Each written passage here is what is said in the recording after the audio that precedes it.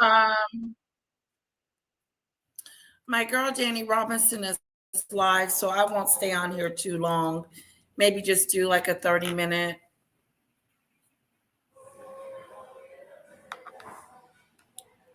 I wanted to bring up Andrew's situation. I'm gonna I want to know what's gonna happen to Beatrice and Eugenie. What are they thinking? What are they going through?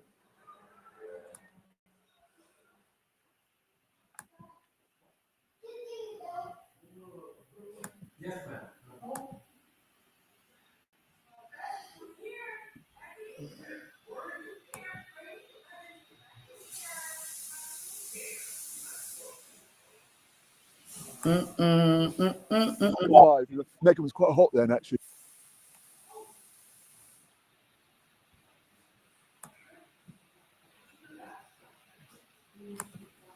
The massive crisis. Hello, highly sensitive. Hello, Rachel. Come join me for a nighttime meet and greet about Andrew. Yeah. What do we think is going to happen to poor Andrew? Is he going to be arrested? Is he going to have to spend time in jail? I just wonder, is he going to have to spend time in jail? Because they've already making an example out of him to pick him up and question him.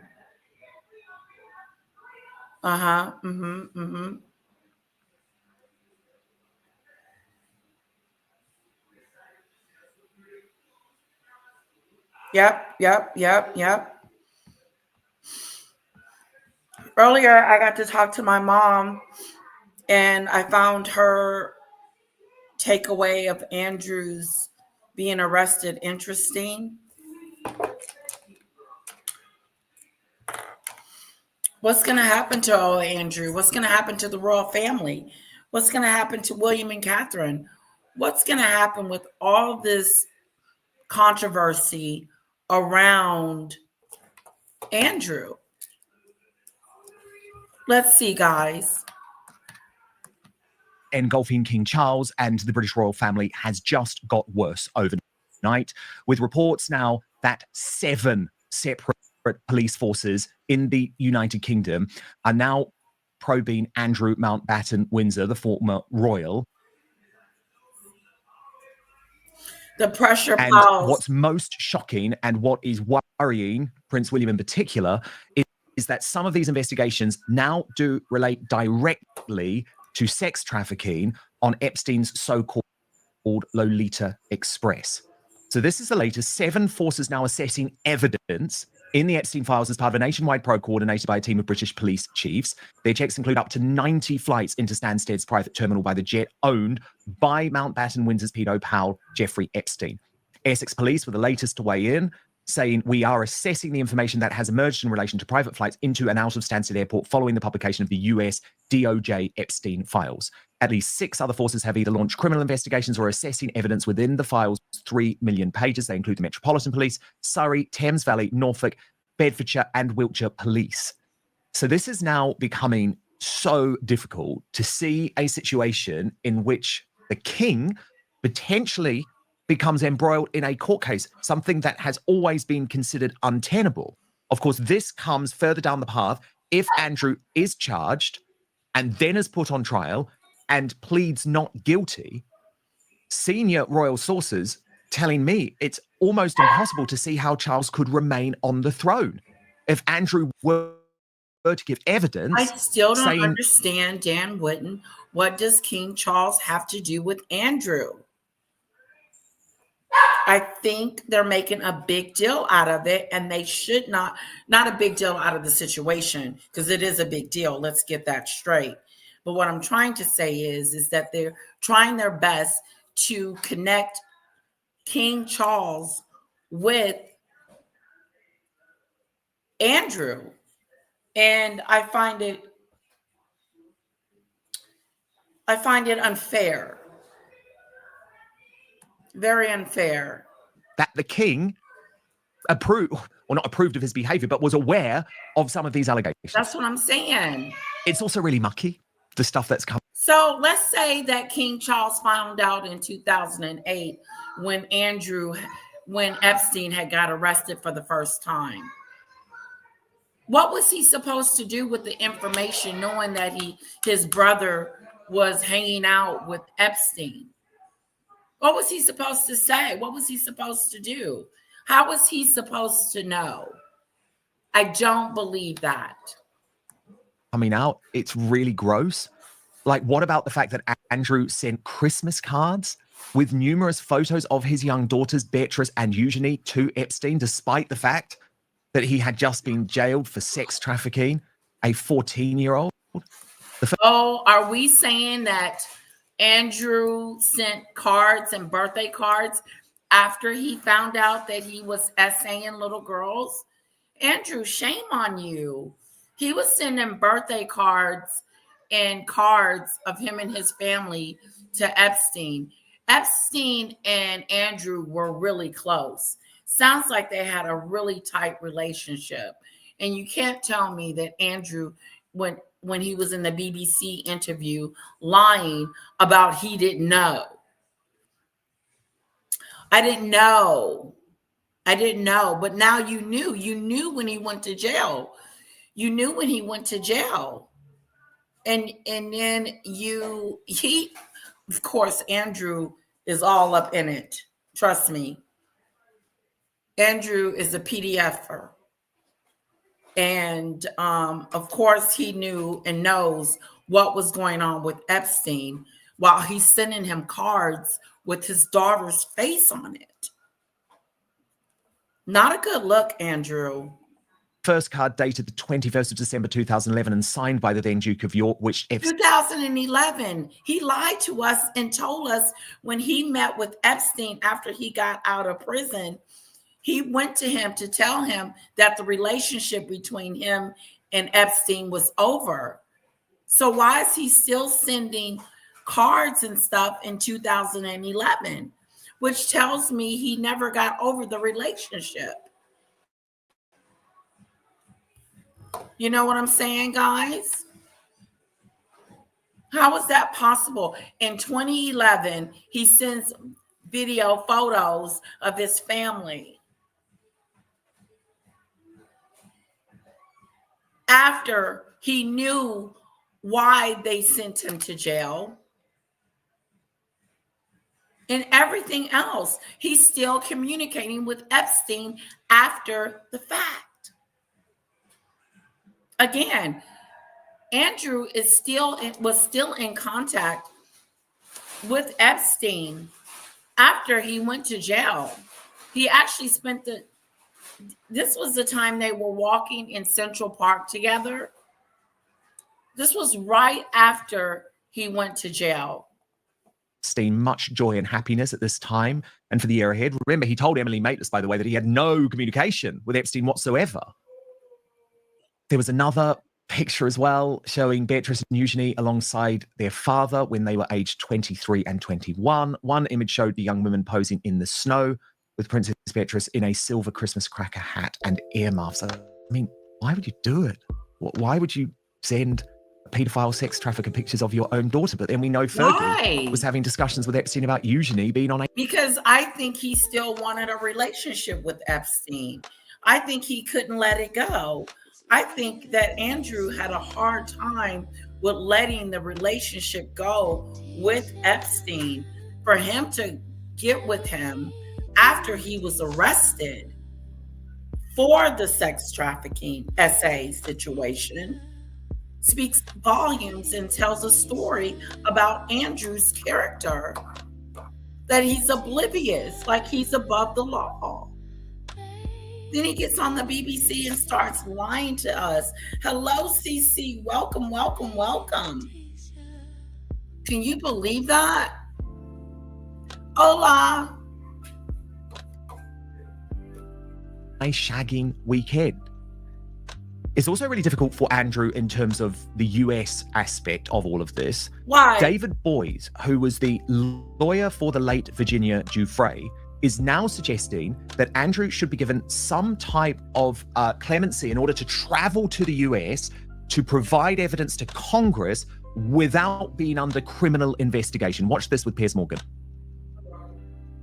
And when he knew it, what he knew about her age, what he knew about the extent to which he was coerced, she was coerced, I think needs to be decided by investigators, prosecutors, and ultimately by judge or jury. What do you guys think about Andrew coming to the United States and speaking to Congress? What do you guys think about that? I wouldn't come. He doesn't owe the American people an explanation as to what went down. He does owe his own country and his family and everybody else an explanation of for real, lay it out on the table, what really happened, Andrew. But here's the kicker. Why in the hell would we try to get Andrew over here to speak in front of Congress when the people that we already have over here that's been in the Epstein files aren't being questioned? Make that make sense. I would tell the American people, I would tell Congress, hell no, I ain't coming. Clemency. Oh, we're not going to hold you. We just want to question you. We have some questions for you. No, ask your own people. They were over there too. Yes, yes.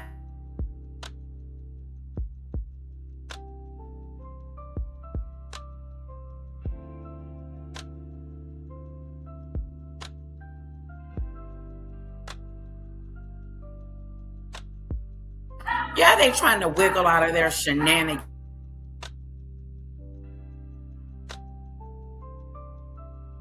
I bet he was lying to the police officers when he was in there being arrested and questioned. I don't believe that Andrew is telling the truth, because he sure wasn't telling the truth in the BBC interview. That was a mess. He's only going to lie. Hello, Pickles. Welcome, welcome. Who's to say Hicks would lie to the United States? Exactly. That's what Highly Sensitive said. Like he did when giving private info to evil E Island Man. Certainly engaged in terribly wrongful conduct. He clearly knew that Jeffrey Epstein and Maxwell were trafficking these girls. Now, whether he knew that they were underage,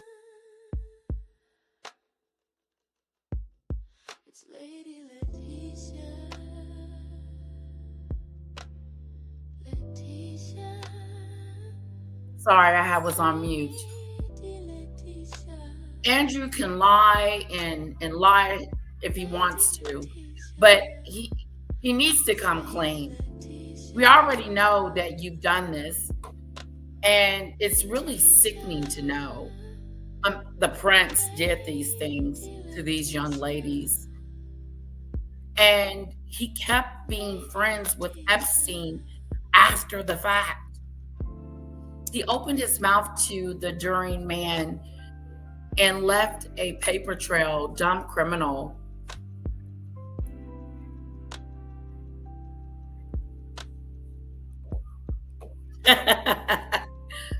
age, whether he knew that there was force and coercion involved. That is something that is a state of mind that I think before I made a judgment on that, I'd want to see more evidence. But it's certainly something that's was worth investigating. Whether statute of limitations have now passed, I think is a question. But I have been, as you know, I have been very disappointed in the authorities in the United States and in the United Kingdom for not doing this investigation in a timely way. And by the way, David Boies He's is the disappointed in the United States and Europe. We're all taking our time. Tell the truth and shame the devil. guy who believes that Meghan Markle should give testimony over what she knew about Andrew Mountbatten Windsor. He is completely right to say the police are playing catch up here. They ignored this. Should give testimony over what doing this investigation in a timely way.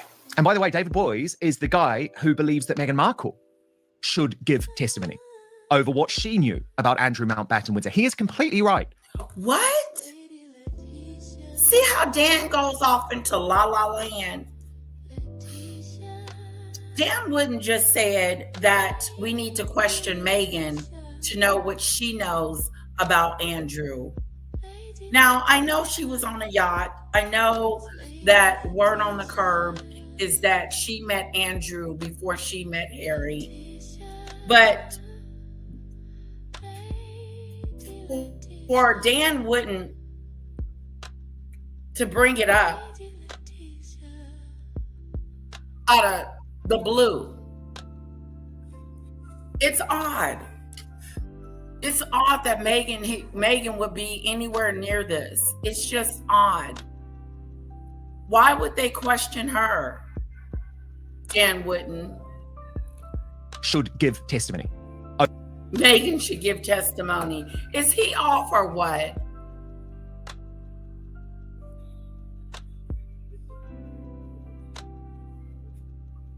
Yes, I believe that too, Pickles. Great insight. I believe some of his activities happen here in the U.S., Florida, and New York. Could he be used as a potential witness? Well,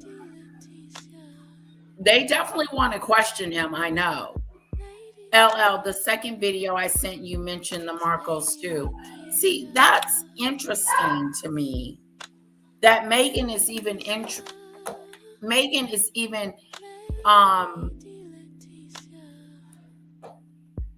it. You know, I know Meghan's done some sorry stuff, but I don't see where bringing her in for questioning is going to solve anything. That's what it sounds like to me too, CC. I need to have a little bit more information to know that Meghan was involved and if she needs to be questioned. Over what she knew about Andrew Mountbatten Windsor. He is completely right to say the police are playing catch up here. They ignored this for such a long time. And I think there was a sense of complicity with the British authorities and the royal family. Well, that's out the window now. There was more from David Boies. Watch. We are on a mission to 700,000 subscribers. So I need you to do something. By the way, no big tech backing to all our new videos. Should Andrew Mountbatten Windsor now come to the United States and face the music under oath in front of Congress, in your opinion? Absolutely. I think he's got an obligation to tell what he knows. Now, I also think that if he's afraid of being arrested in the United States, we ought to give him safe passage to come to the United States to testify. Because I think we don't want there to be any excuse for him. First, you need to, first and foremost, you need to question the people over here in the United States instead of questioning Andrew. It's weird. It's a weird to do. Not coming and telling what he knows. But he knows. It's a weird to do. No, I'm not. I don't know myself. Because they gave up in the litigation we had against them just before his deposition was supposed to be taken. So I don't think anybody knows how much he knows, but we know he knows a lot from his contact. And whatever he knows, he's gonna lie. He's gonna lie. They want to know what he knows. They want to know what he saw. They want to know. Andrew might be he's in trouble. But what about his safety? Are we concerned about? I think he has an obligation to share that. There is also a potentially game-changing moment coming at Westminster, with the door being open for parliamentarians in the United Kingdom to actually call Andrew to give evidence. Now, this would genuinely be a game changer. It really would. This is how the royal editor Robert Jobson described MPs poised to investigate Andrew Mountbatten Windsor's conduct as US trade envoy. Committee chairman Liam Byrne told the BBC this. Watch. But my task this week is to make sure that the committee's got options in front of them when they meet on Tuesday for how we might or might not take this investigation forward. Obviously, we can't and don't want to compromise a police investigation. We've got quite strict rules about sub judice and getting involved in things that may come before the cause. But this is obviously a matter of huge concern, and I'm going to make sure that my committee's got the full options available for how we take our investigations forward when they convene next Tuesday morning. Would you potentially ask to speak to him to try and clear some of those details up? Don't want to prejudge where the committee's going to go on this at this stage. Would it be one of your options, though? You said you haven't sort of considered what your final one will be just yet, but presumably that would be one of them. At this stage, all I can say is nothing is off the table. So, I mean, this is a huge moment on so many fronts. Let me bring in my superstar panel, Richard Thompson, the National Director of Advance UK, Montgomery Tom's independent YouTuber. Nothing is off the table. Like, nothing is off the table. He is open to scrutiny. The 2 videos I sent are deep. CC, where did you send them to? And what's the title, lovely?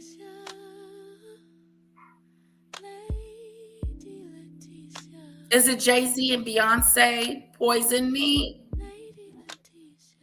And then there's one I saw what Jeffrey Epstein did to Tom Hanks. That's the only one I see, lovely.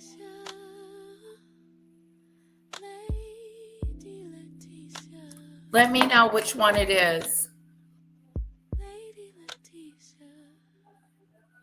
Marco definitely knew Andrew before Harry, see? Because he could still life, maybe strap him to a lie detector in the hearing. They could. He would still lie.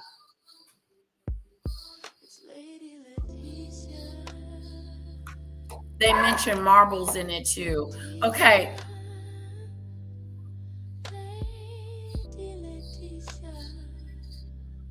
Okay, let me see. Is you concerned for trigger my warning? life? Yeah, but aren't you concerned for my life? Yeah, but more importantly, I'm concerned for everybody because this shit has been going on forever.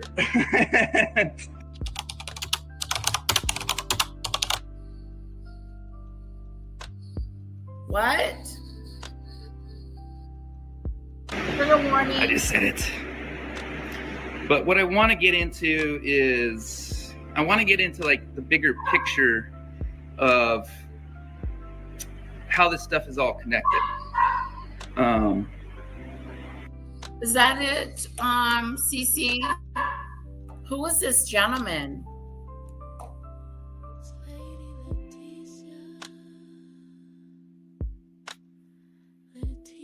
That's my girl, Danny.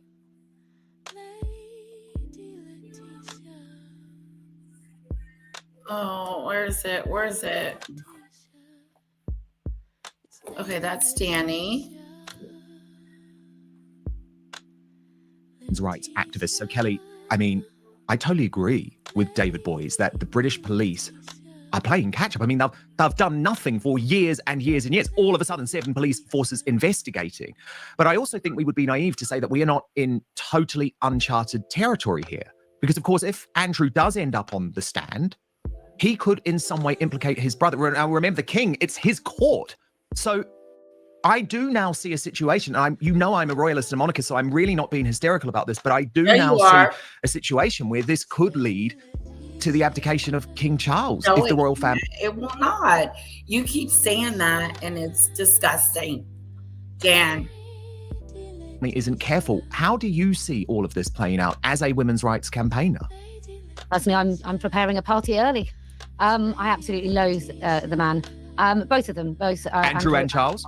Yeah, I do. I think the country's been terrible since the Queen died, and so maybe that would be great if we could find a way to get rid of Charles. But him being on the stand and giving evidence, I just think everyone knows everything. I mean, I've watched The Crown. I feel like I know everything about the monarchy. I think they all know everything. I think in order for Andrew to make those trips, there would have been quiet conversations. with the king. I think either he was involved or he knew, or he turned a blind eye. But either way, he's definitely implicated. You can't be doing that for all of those years, and the person writing the checks for your security, and approving every single penny that you spend, and approving your allowances, and approving your travel, and knowing where you are. Of course, they on you. But it will be very, very exciting. And obviously, one must say at this point that it will be justice or some justice for some victims who can look at this and say, well, even the most powerful of these disgusting paedophiles and child abusers and torturers, at least some of them are going to have to answer some Yes, questions. but of course, Virginia Giuffre is dead. So too late for her. But I agree, there are others who may feel a sense of justice. I guess, Monty, where I feel like I've got to provide a little bit of a defense is that I don't think Charles knew during the back and forth. He wasn't monarch at that time. I don't think he knew that he was potentially shagging young women in Epstein. That's what I'm talking about. So why are you accusing him of knowing something, Dan Wooden? The palace, I don't think Charles knew that. The problem is he did know about the financial settlement to Virginia Giuffre and paid, we learn, £1.5 million in hush money. Now, I think that becomes very difficult for King Charles, and I think the person who has his hands completely clean in all of this is Prince William and Catherine.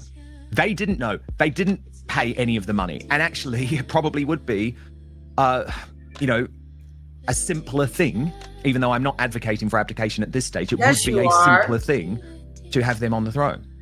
But first, New Year, clean slate, and a quick nod to a tall ideas in Surfshark. Our current Prime Minister, who has a pretty tight grip. Was described as a calamity likened to a car crash. Prince Andrew's infamous interview in which he tried and spectacularly failed to defend his relationship with Jeffrey Epstein. Well, now the journalist who held him to account back then is reflecting on that sit-down, telling us why she thinks he nearly got away with lying to all of us. Guys, remember the BBC interview with Andrew? He was sitting there lying like he didn't know who Epstein was and they wasn't friends. They didn't see each other that much. And he knew Maxwell. He really didn't know who, he really didn't hang around Epstein. That's how he portrays himself in this interview. Let's listen to a little bit of it. He was brought right into the heart of the royal family at your invitation. Do I regret the fact that you invited him? He had a royal invitation because of you. He has quite obviously conducted himself in a manner unbecoming. Yes. Unbecoming. He was a sex offender. Yeah. He's almost still protecting him. Did you hear that? He's not becoming of a gentleman. She said, wait a minute, he's an essayer. Like, did you forget? He knows. He knows. I don't think Andrew thinks there's anything wrong with his behavior. For him to hang out with Epstein after he gets out of prison speaks volumes. I'm sorry. You were staying at the house of Yes. a convicted sex offender. It was a convenient place to stay. He was staying at his house. He was staying at Epstein's house, spending the night, talking about it was convenient. It was a convenient place to stay. That's why he stayed there. This was after he went to jail. After Epstein went to jail and got out of jail, ding dong, Andrew went and stayed with him as if he had not just got out of jail for essaying accusations. Yeah, Andrew is delusional. He's delulu.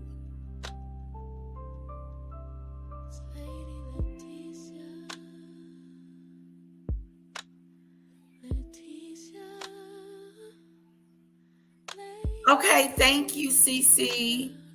Justice for Virginia. And we're also hashtag where's Nancy?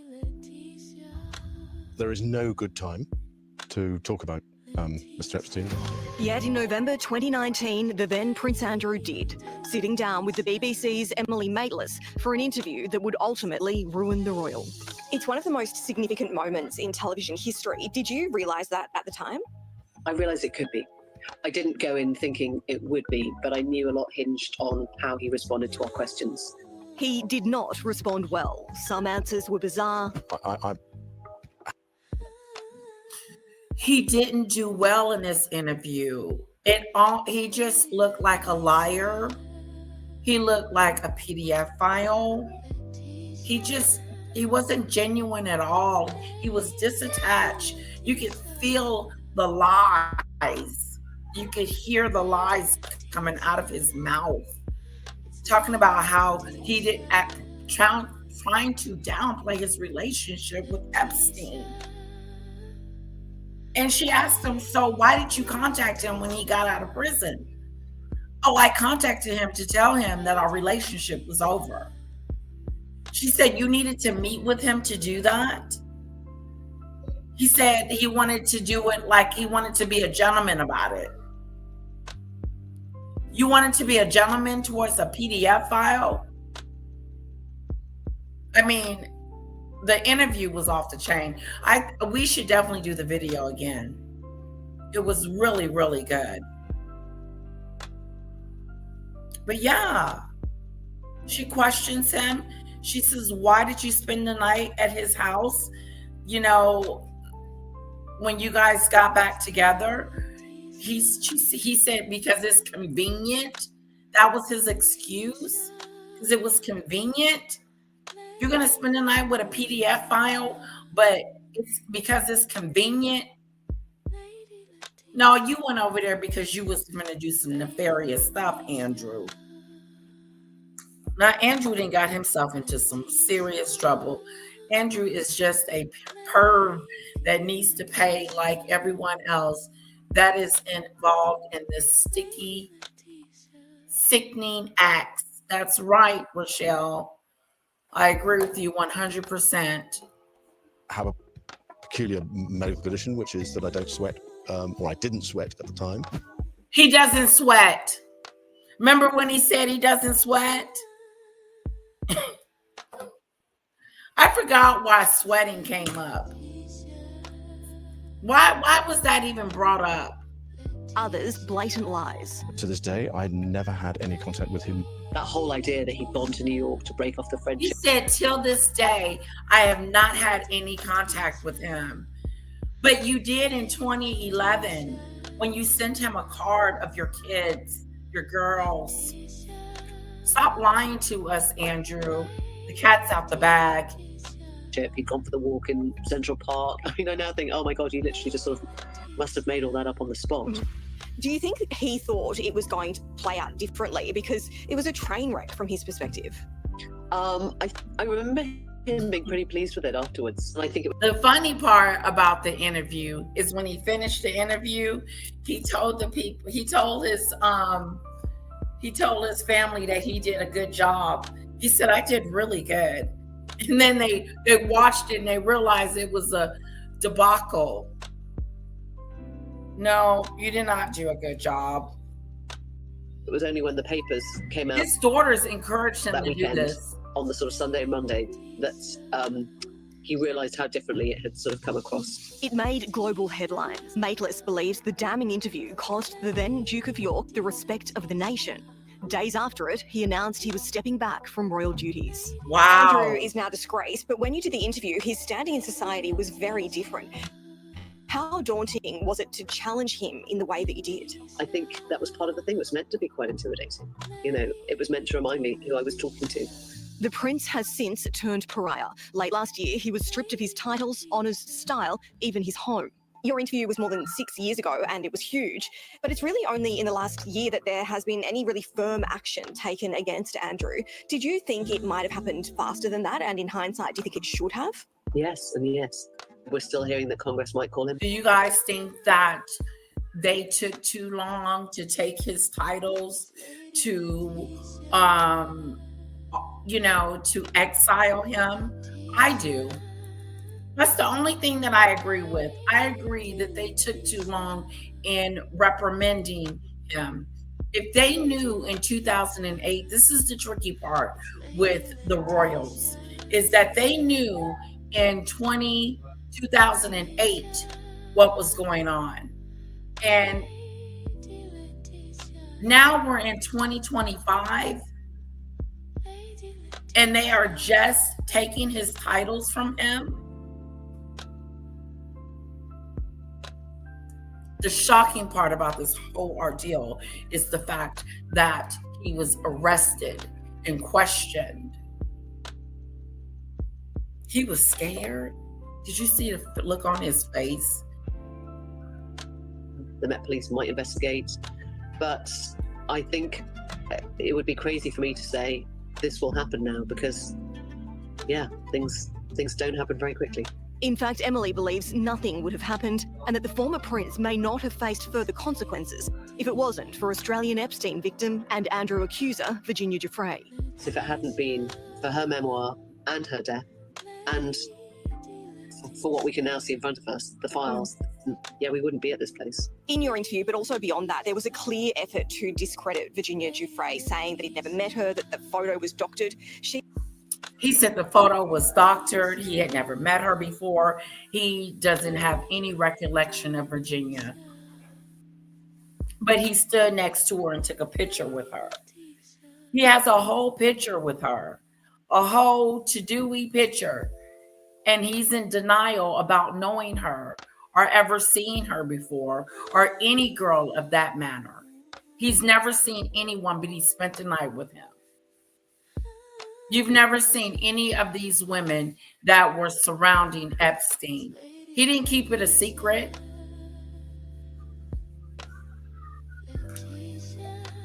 That's the liathon.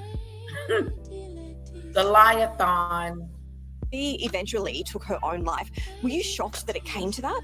It was almost like she had to die to prove that she was telling the truth, which is a kind of repellent place to end up. You do not want these young women to have to say, what more can I do to convince you of what has been going on that you've been turning a blind eye to? They've told us their stories at horrific personal cost to themselves, and I kind of think it's now on us. It's beautiful. She was so interesting and he's such a good journalist. I've spoken to her all day. And Emily Maitlis is actually coming out to Australia, speaking in Sydney and Melbourne. So if you are interested, look her up.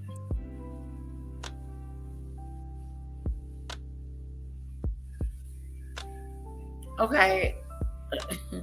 It gets worse, says Paula. New images of Prince Andrew. We saw that. I want to know what's going on with Beatrice and Eugenie.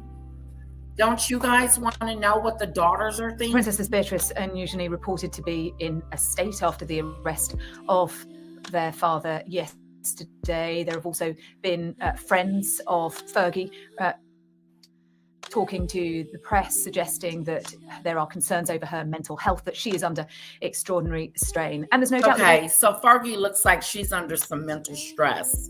They said that she is being monitored because she is very stressed out. And she should be. She was the one that was getting in contact with whatchamacallit. The BBC interview would be exactly what would happen if they give him clemency to advise Congress. He would lie. Yes. A convenient place to stay, thousands of miles from home. Yeah, it's convenient. LL, you should write all your new words down and eventually create a dictionary. The Lady Letitia book of new words. I'll make up a word. I'll make up a word in a minute. Liathon. Dumb and Doolittle. Yeah. The liathon. It's a whole liathon. Oh boy. And now word on the curb is that Fergie ain't doing too good. She running around stressed out. You think they should ask her some questions? And if they do ask Fergie some questions, what questions should they ask her? Did you know that he was a PDF file? Did you accept his lifestyle as long as it wasn't your kids going through it?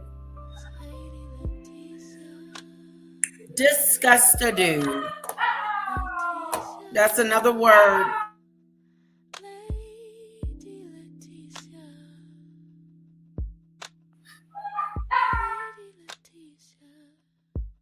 Disgust-a-do. Disgust-a-do. They are under Rocket incredible Little. strain, given that those images that we saw yesterday of Andrew Mountbatten Windsor being arrested at Wood Farm on the Sandringham estate, that extraordinary photograph of him looking wild-eyed and shell-shocked as he left Aylsham Police Station after some 11 hours of questioning last night. We don't know where they are at the moment. Unlike Andrew, Fergie has actually done an okay job of lying low and keeping herself out of sight since this scandal. You better lay low, lay low. Yeah, she needs to lay low because she's in some of these emails talking about she wants to marry Epstein and introducing her to her girls. It's, money hungry. Come to find out. Disgust-a-do.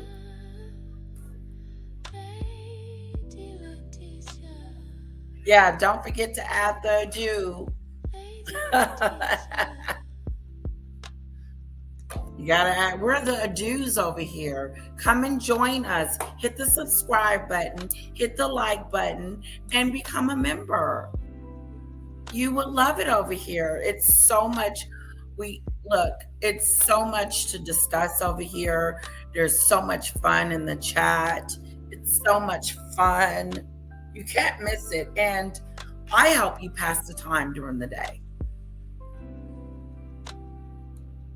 Erupted, not riding around on a horse around Windsor Great Park, for example. It's thought that she may have been spending time with one of her daughters, that she may have been in. There she go, peeking out. Are you okay, Fergadoo? Let's call her Fergadoo. Fergadoo. Girl, we heard through the grapevine that you was all up on Epstein. It's a little disgust-a-do. Does the police in the UK have a copy of the unredacted files? I wonder. Good question, Pickles. Good question. The UAE for some time. What she does next, though, it remains to be seen, because there's been a lot of discussion and suggestion over recent weeks that she's planning a big comeback, that she wanted to potentially write a book. I don't think that's going to happen now. A comeback? Girl, you need to go somewhere in exile, because you and your hubby ain't looking good out here. Okay? It's not a good look. It's not a good look. And writing a book right now with your popularity and the way it is, it's not going to work out, Fergadoo. Tell Fergadoo to have a seat. Sorry about that. If you were going to write a book, you should have wrote it before this. And how are you going to write it after?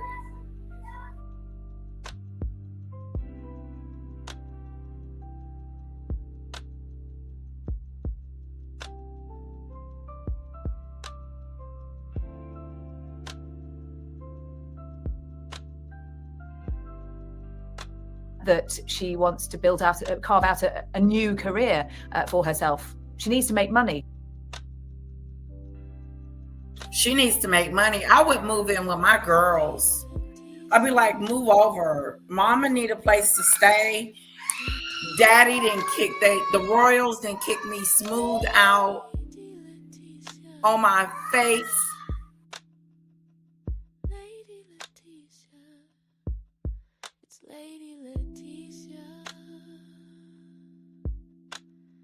Letitia.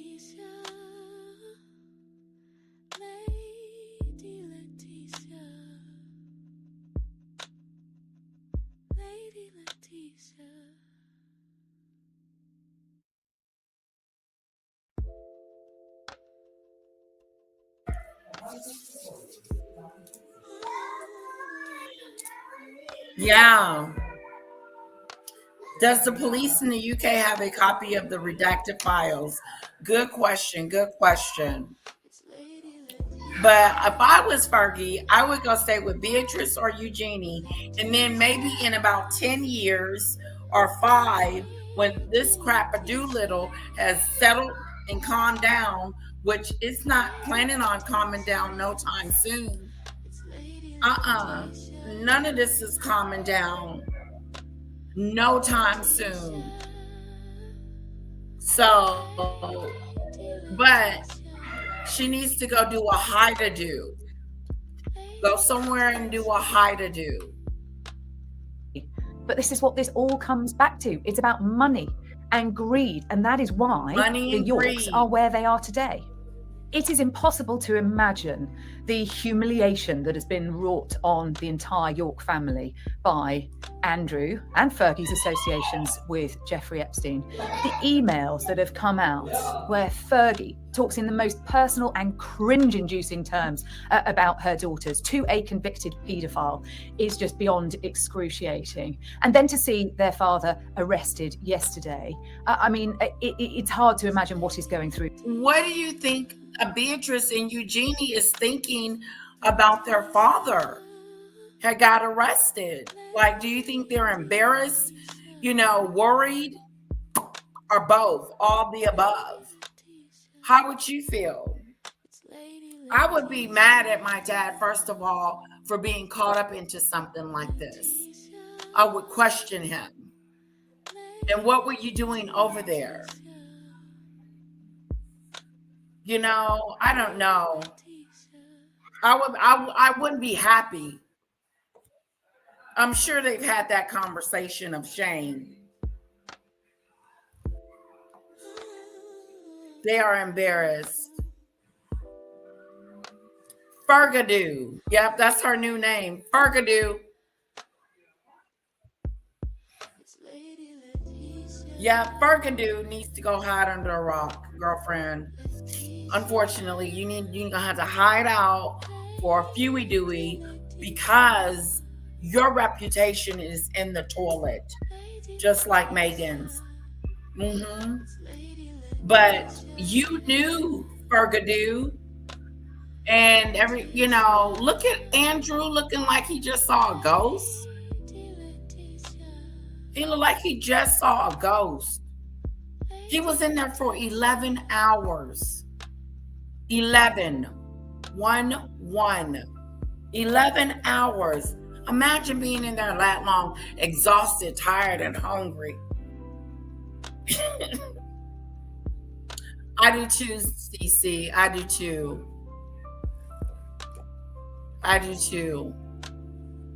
Their minds right now, and those divided loyalties, actually, because he has brought monumental shame on the family, and not just this week, not just this year.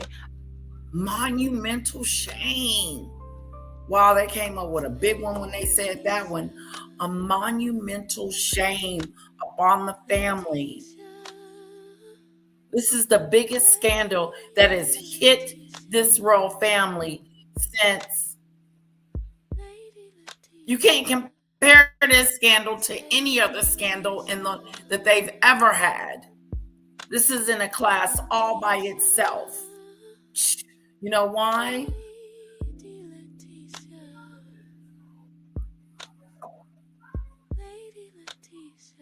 Because this is some bad stuff. Fergadoo need to get somewhere and set it down, girl. No, nobody want to see you right now. Over years and years and years. But there are now increasingly questions being asked about what they knew and what they did about it. We, of course, know that Princess Beatrice was a part of the negotiations for the Newsnight interview. We now know from the Epstein files that Beatrice is the one that told him to do that interview on the BBC like an idiot to do. Like, why would you tell your father to go on there and embarrass himself like that? Especially if he's guilty. He doesn't need to say anything. Because it's going to come out guilty. I never seen that girl before in my life. I don't know who I was standing next to. That picture isn't real. They don't have the real copy of it. That's a copy. Make it up, Andrew. Make it up as you go Beatrice along. and Eugenie were taken to Eighth in Jeffrey line Epstein to the just throne. days after he was released from house arrest after his 2008 conviction. And at that point, they were not children. They were grown women. They're now more mature. They have families of their own. They have their own careers. But this stain that their father has brought upon them has spread. This monumental stain that Andrew has put on the family is hurting everyone in the royal family. It's hurting everyone. No one is exempt from being scrutinized because of what Andrew has done.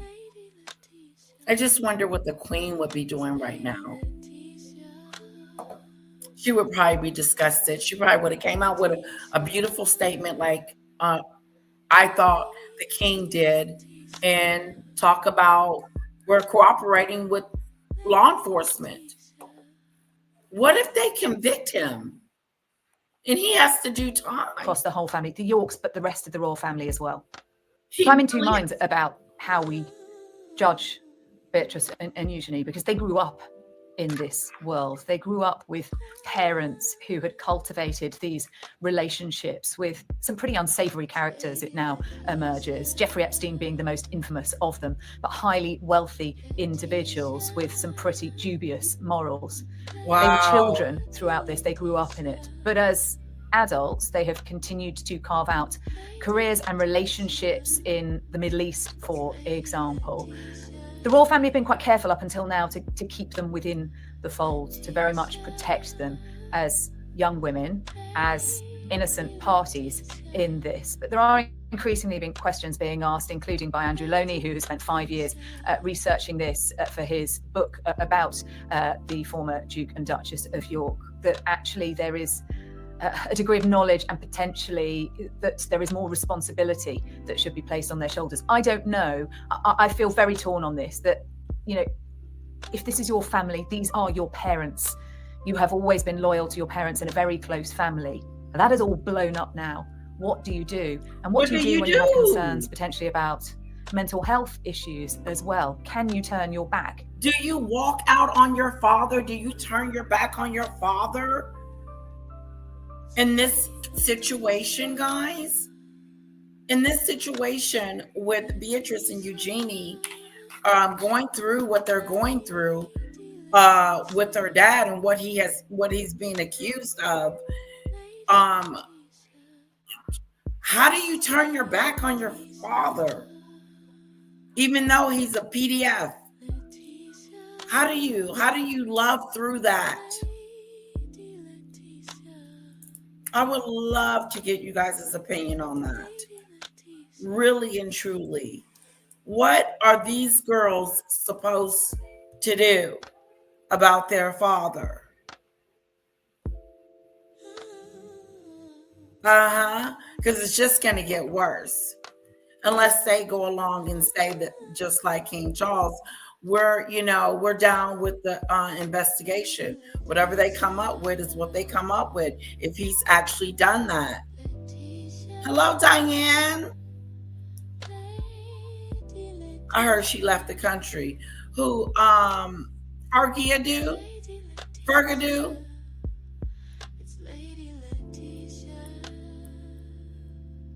I would still unconditionally love my dad, but keep a fair distance and keep minimum contact. I get that. That makes sense. But look, even then, look how you would treat your father compared to the way Meghan treats her father. It is a disgrace. He's done nothing to her.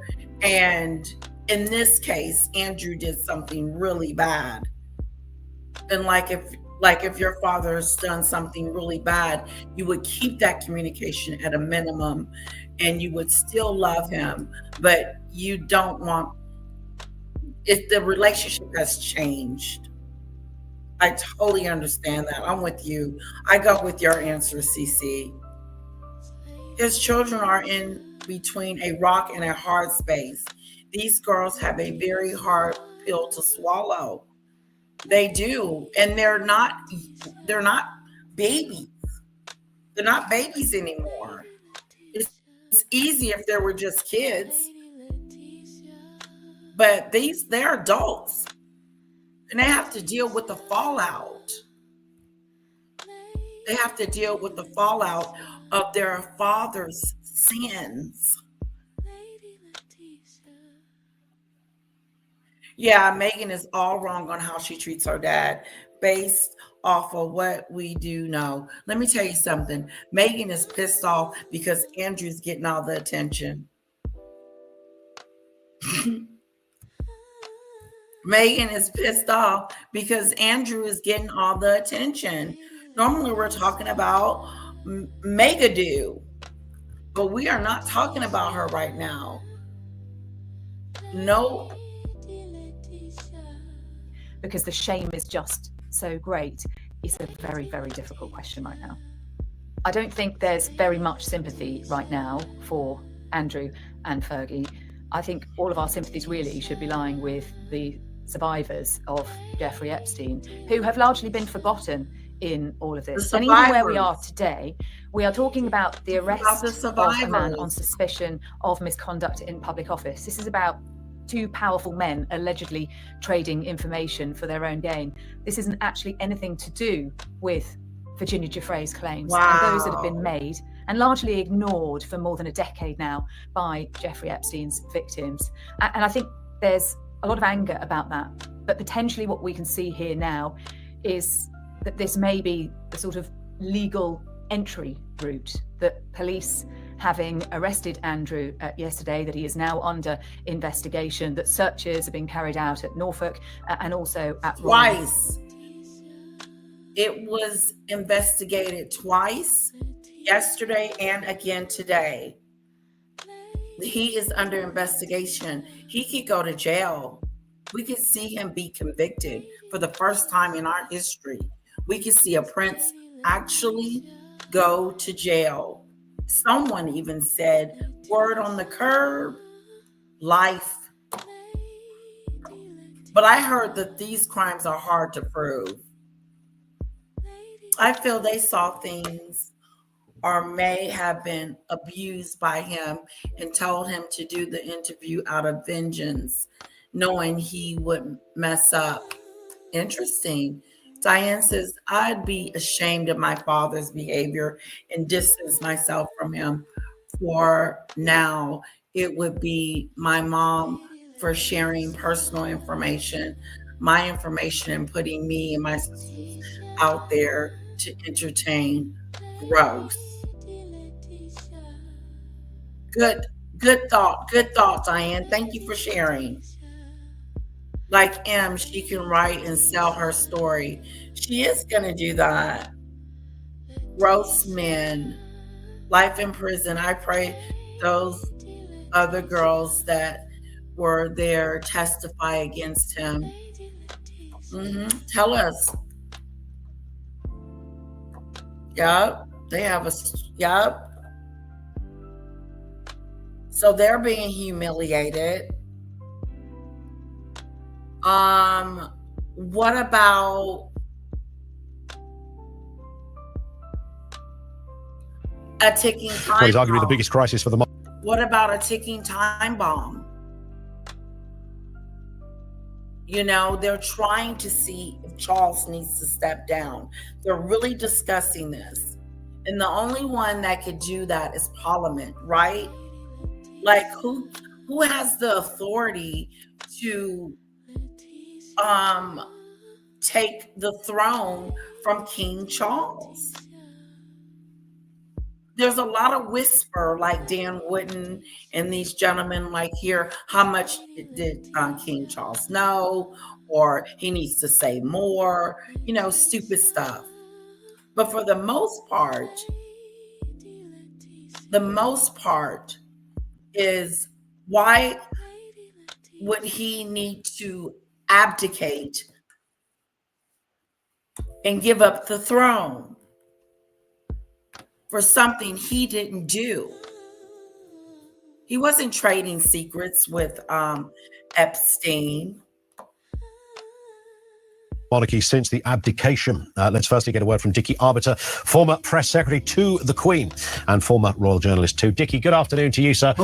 You've been around the royal block for decades, so you know how this whole thing operates. In terms of, and often when there's a scandal or when there's a headline or a story that isn't favourable to the House of Windsor in this case, we often talk about it being, nothing has been bigger than this. This is the worst ever. Where does the former Prince Andrew story rate in that pecking order of difficulty and scandal and for general concern about the future of the entire institution? Is it right up there?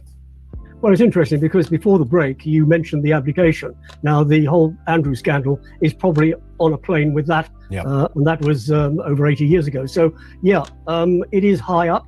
It is a scandal on Andrew. You did throw forward before the break that you didn't think the monarchy would last. Interesting conversation there. If I were interviewing you, I'd ask you, but you're interviewing me. So I don't know. You see, my point on it, Dickie. They don't believe that the monarchy can make it through this scandal, that the walls of the monarchy is going to fail. I doubt that very seriously. King Charles is going to go and continue to do his business as the king. And Catherine and William are going to be doing their jobs as they continue to do what they're set out to do. It's not the end of the royals. I hate when people say that. So it's not the end of the monarchy because of this scandal. I guess, is that I constantly, having been a great admirer of our former Queen, and I know you share that view as well, and I thought she ruled and executed her duties with such beautiful, calm authority and aplomb and all that goes with it. And there's almost no one that has a criticism in that respect. I wonder now that she is no longer with us, whether King Charles can command, even 50% of that, and now hindered with things like the Andrew scandal, which you begin to put together with sort of Prince Harry, and then you look back at the Charles and Diana era and the Annus Horribilis and all that went with it. And I think the picture we build now looks slightly more irredeemable than anything I've seen before. Well, the king's actually picking up everything that was left behind by his mother, because this whole Andrew scandal blew up near the end of her reign. In fact, it started way back at the beginning of the noughties. The Harry scandal began in 2020. Again. Listen, King Charles inherited his brother's sins. Inherited it. When his mom died, he bears the burden of dealing with his brother's situation. And I think as a king, he's been handling, and as a brother, he's been handling it very well thus far. And during the Queen's reign, and Charles is left with a ticking time bomb. So he's handling it pretty well. People are saying, well, he should go up front in front of a camera. His mother did it. Why can't he? There's not a lot he can actually say without implying that he is interfering with the police investigation. Of course. So releasing a statement as he did yesterday and he did last week is probably as far as he can go at the moment without muddying the investigation waters. Is he going to be able to cope with it? Yes, he is. He is strong. He learned from his mother. He has the ability. He has that cancer to contend with, but he seems to be coping pretty well at the moment. So is it the end of the monarchy? Well, you might think it is. I don't. When you were working for Queen Elizabeth, Dickie, was it apparent then that it's often said that Andrew was the favourite son? Did you detect that during those years? I didn't detect that during those years. Well, look at Donald Trump. Look at our president of the United States. Why isn't he being questioned? He's hanging out with Epstein. He's on a video. Should we be concerned? one of the things, as far as the late Queen was concerned, her children could do no. I didn't detect that.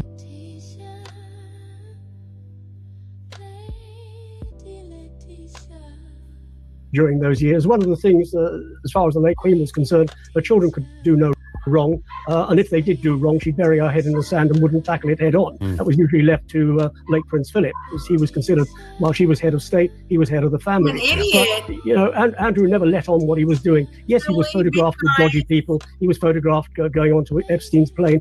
Don't be rude and disrespectful. That's not cool. I'm not an idiot. I do believe the king is doing a good job as the king. I really do. He keeps up with his duties, even though he's got cancer. He slimmed down the monarchy so he could get rid of Meghan and Harry. I mean, you got to get these little wins that he does and be thankful. I think he's doing a great job as a king. Photographed on Epstein's island. Look at Andrew on the horse.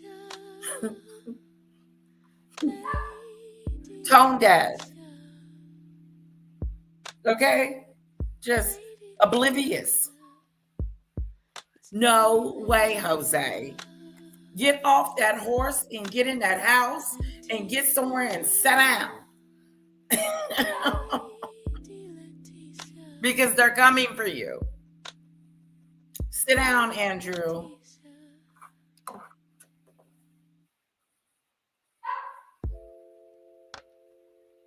Yeah, he's keeping the castle running.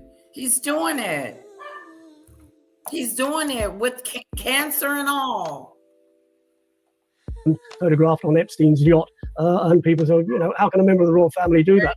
But outwardly, was he doing anything wrong? No, he was just taking advantage of free holidays with dodgy people. Yeah. But this whole business of the sort of explosion that's occurred primarily since the alleged suicide of Jeffrey Epstein has really dragged Andrew right down and pushed him right top at the scandal level. So yeah, it's not okay. They put him at the top. See, they didn't kick poor Epstein to the curb by, I believe, unaliving him. And now they have made Andrew that person. You know what I'm saying? Does that make sense? That Andrew has taken the place of Epstein. He's in the hot seat. Wouldn't it be something if next week you woke up and then he's in jail? They didn't indicted him? That would be some crazy stuff. I knew my mom would know. Today, when I talked to her on the phone, I said, Mom, did you hear about Andrew?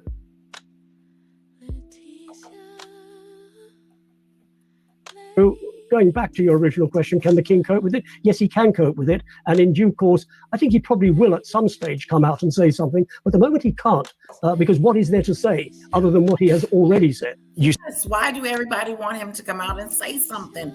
What the hell is he supposed to say? Everybody, my brother just got out of prison, and now we're going to see what's next? Like, what the hell? He's already said there are cooperating with the police. Okay? What else could he possibly say as the leader of, I wouldn't have nothing else to say, because what has been said has been good.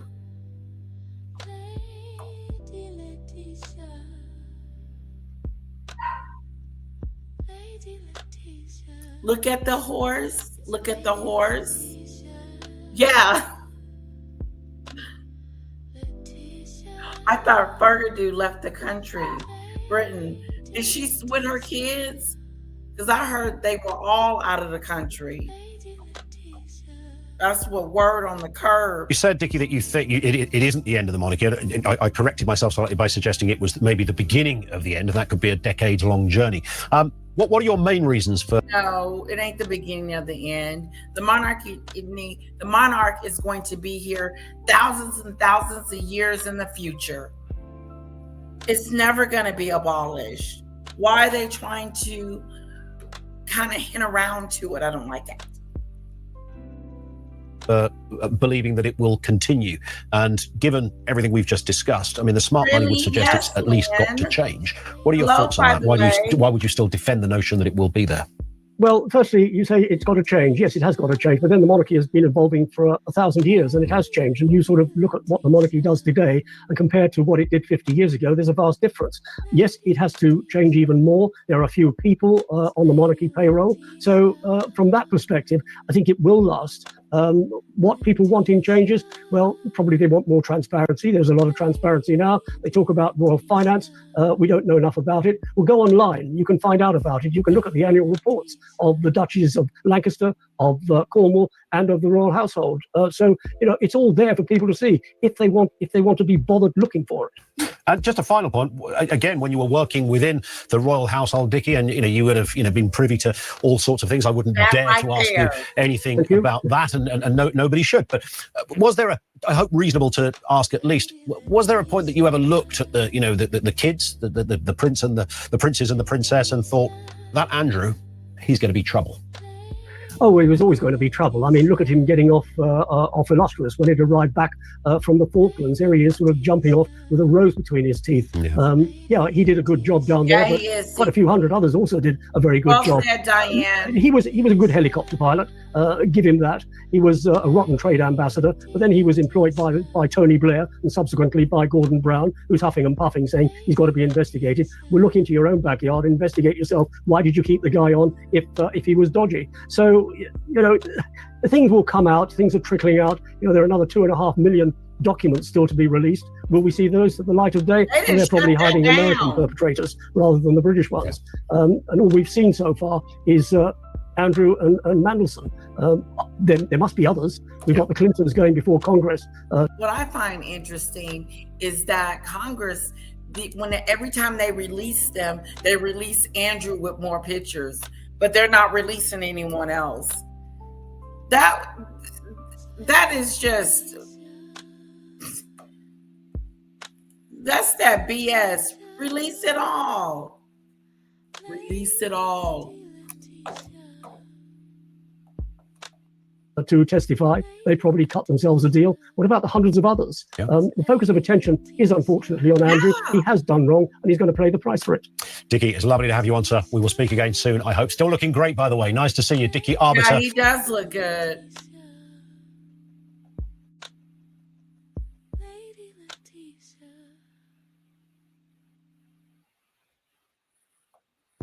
Where does this story go next? Let's get a word from Wendy Joseph Casey, former criminal judge at the Old Bailey. Wendy, good afternoon to you. Nice to have you with us. Wait, the cover now, up. Robert Jobson has been a cover up. Okay, listen, guys.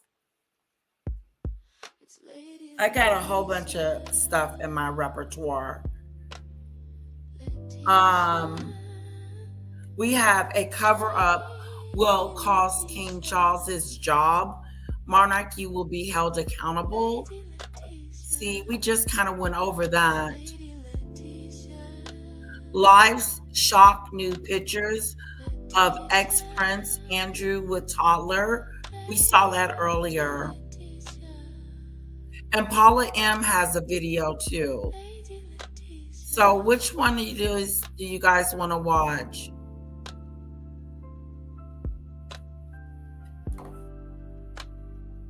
Now, Robert Jobson has been a royal correspondent for over 35 years, and he's the author of the best-selling book about the royal family, The Windsor Legacy. He joins us now. Good morning, Roberts. Morning, Mark. What might the legacy be of this scandal, Robert? Well, it's death by 1,000 cuts. My personal belief is, I saw what Anne Widdecombe says earlier, and yes, of course, we have sympathy for the king. But there's several things that are quite important here, that this has been going on not in the last 6 months, this has been going on for around 16 or so years. And in that time, the royal family could have acted, could have done more, made more decisive decisions. And I fear that the more that comes out, the more damaging it will be for the monarchy as an institution, not because they're guilty of any crimes, but because they're guilty of a cover-up at the very least. Because, look, let's look at this. Oh, do you guys think there's a cover-up?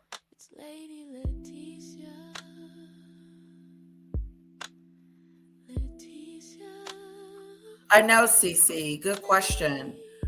Is this a cover-up? Oh. What were they supposed to do? Now, I know they could have stripped him earlier and kicked him to the curb earlier. That could have happened.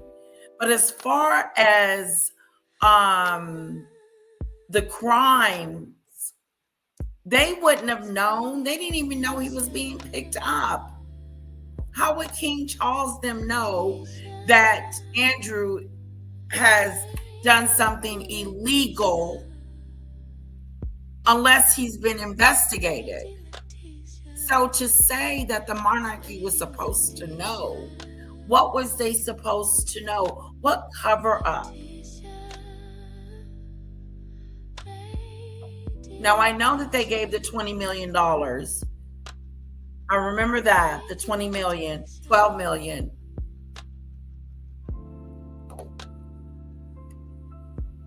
Hush money was paid, something like £12 million was paid to Virginia Giuffre over the civil case. Why was that money paid? Andrew at the time said he had no recollection of who the woman was. Why would you pay £12 million to a woman that you don't know who it is? And who paid that money? We understand from the Sun that it was the late Queen, whose legacy does come under question now. And Prince Philip, of course, they paid some money. They also wrote that Prince Charles. If you're innocent, why would you pay that? You're only going to pay the 12 million unless you're guilty. Cece said there's always a cover-up.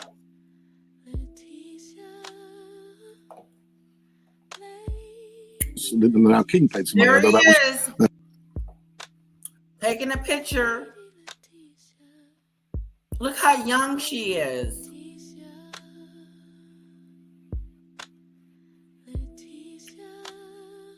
Andrew, not a good look at all. Look at this. Let me make it bigger so you guys can see.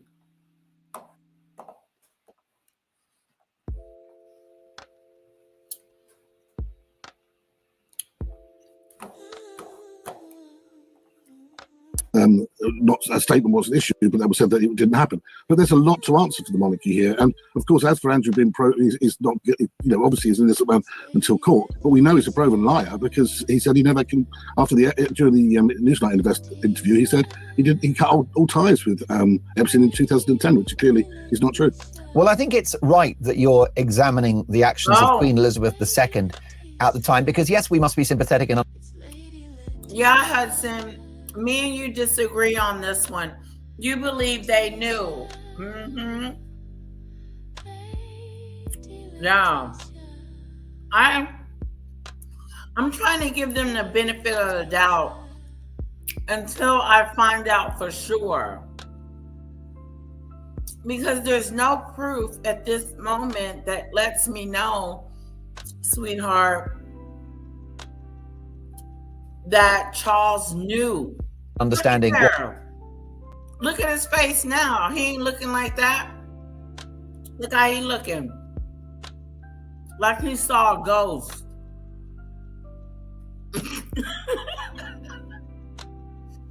Sorry. I didn't mean to spit. But that she was an aged person at that point with a number of health issues, but she was compos mentis and she was the boss. Point of view, though, well, she was, Mark, and we're talking about going back to 2010. I definitely understand your point of view because a lot of people think like you. I think I'm the Lone Ranger in this. I feel like I'm out there on my own. The higher powers that are involved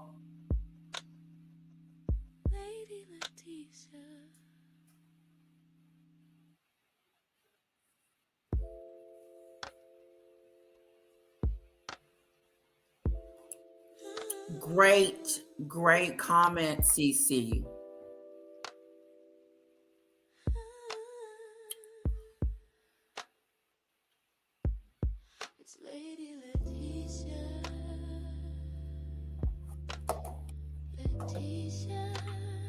And the Queen was in very good. She was still traveling on international visits. She was very sharp. She had people around her that were very sharp. The decision was taken, I think, at the behest of her and Tony Blair's government to appoint Prince Andrew, as he was then, Prince Andrew, the Duke of York, HRH, as he was then, right to the heart of the monarchy. It's easy to distance him now That's only just happened. But in 2010, when the crimes or alleged crimes happened, he was at the heart of the monarchy, and that's the point. But the current king, when he was Prince of Wales, I understand, was very against the idea that Andrew becomes a trade envoy. He voiced his concerns, but he was outranked. He wasn't in charge. He wasn't the boss there. You know, he would have not wanted his brother to do that. He felt that his brother wasn't qualified for the role, hadn't had enough preparation in the diplomatic world like he had to do that role. Now, they really should have listened to the king then, but he was outranked. You know, and I think also Prince William, from what I understand, feels not enough decisive action was taken at the time by Her late Majesty, who did a brilliant job on screen. I don't wish to, you know, of course, in any way, she was an incredible lady who did an amazing run. But obviously, her son, she was blinded by love for her son and the lies that he clearly told. I mean, because if it, I don't think she was blinded. I don't think Queen Elizabeth was blinded. She was being a mother and she was being a queen. I don't believe that. If he'd given out to both the king, current king, and the late queen, the information that has emerged from the Department of Justice emails, they would have obviously acted quicker. And being lied to is no defense for a public institution. The Prime Minister has felt the heat, given the fact that he appointed Lord Mandelson. The Prime Minister's defense was that Mandelson was not honest about the nature of his friendship with Epstein. Well, that was no defense. And Starmer has been held accountable as a result. The firm should be no difference.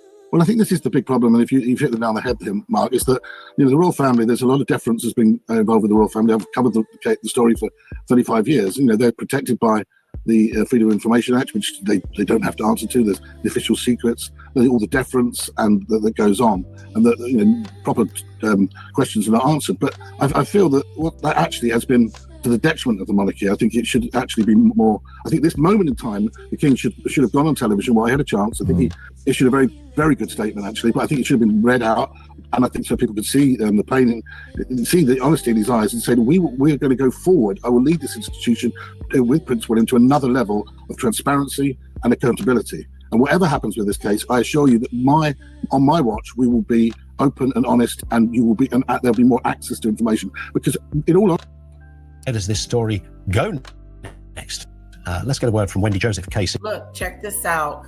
It says that Andrew could be prosecuted. Okay? He could be prosecuted and spend time in some jelly well. Okay?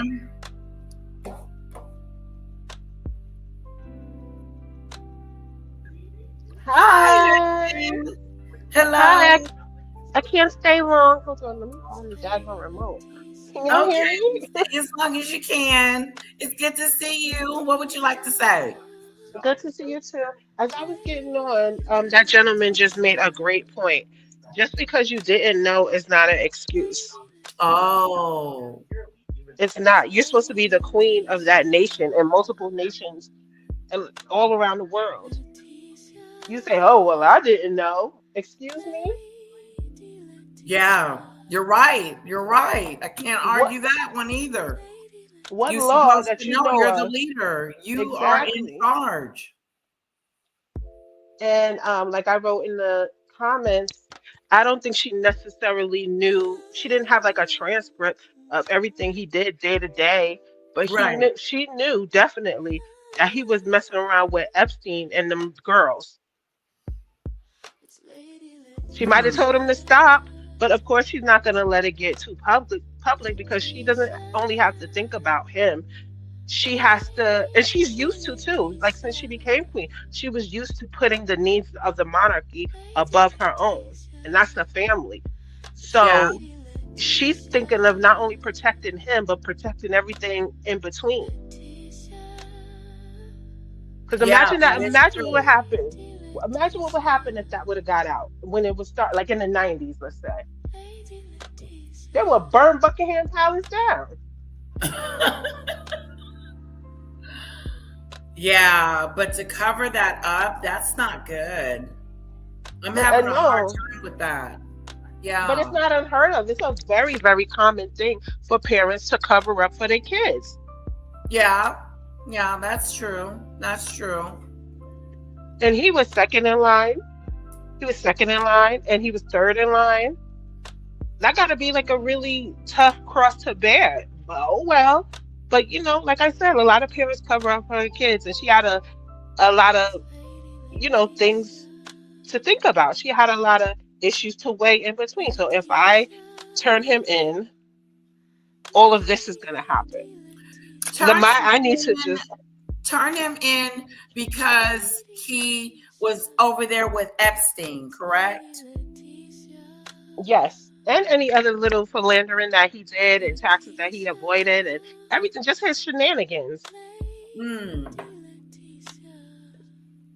Yeah. I don't know. I think I would have waited for the law to come get him. You are the law. You are the queen.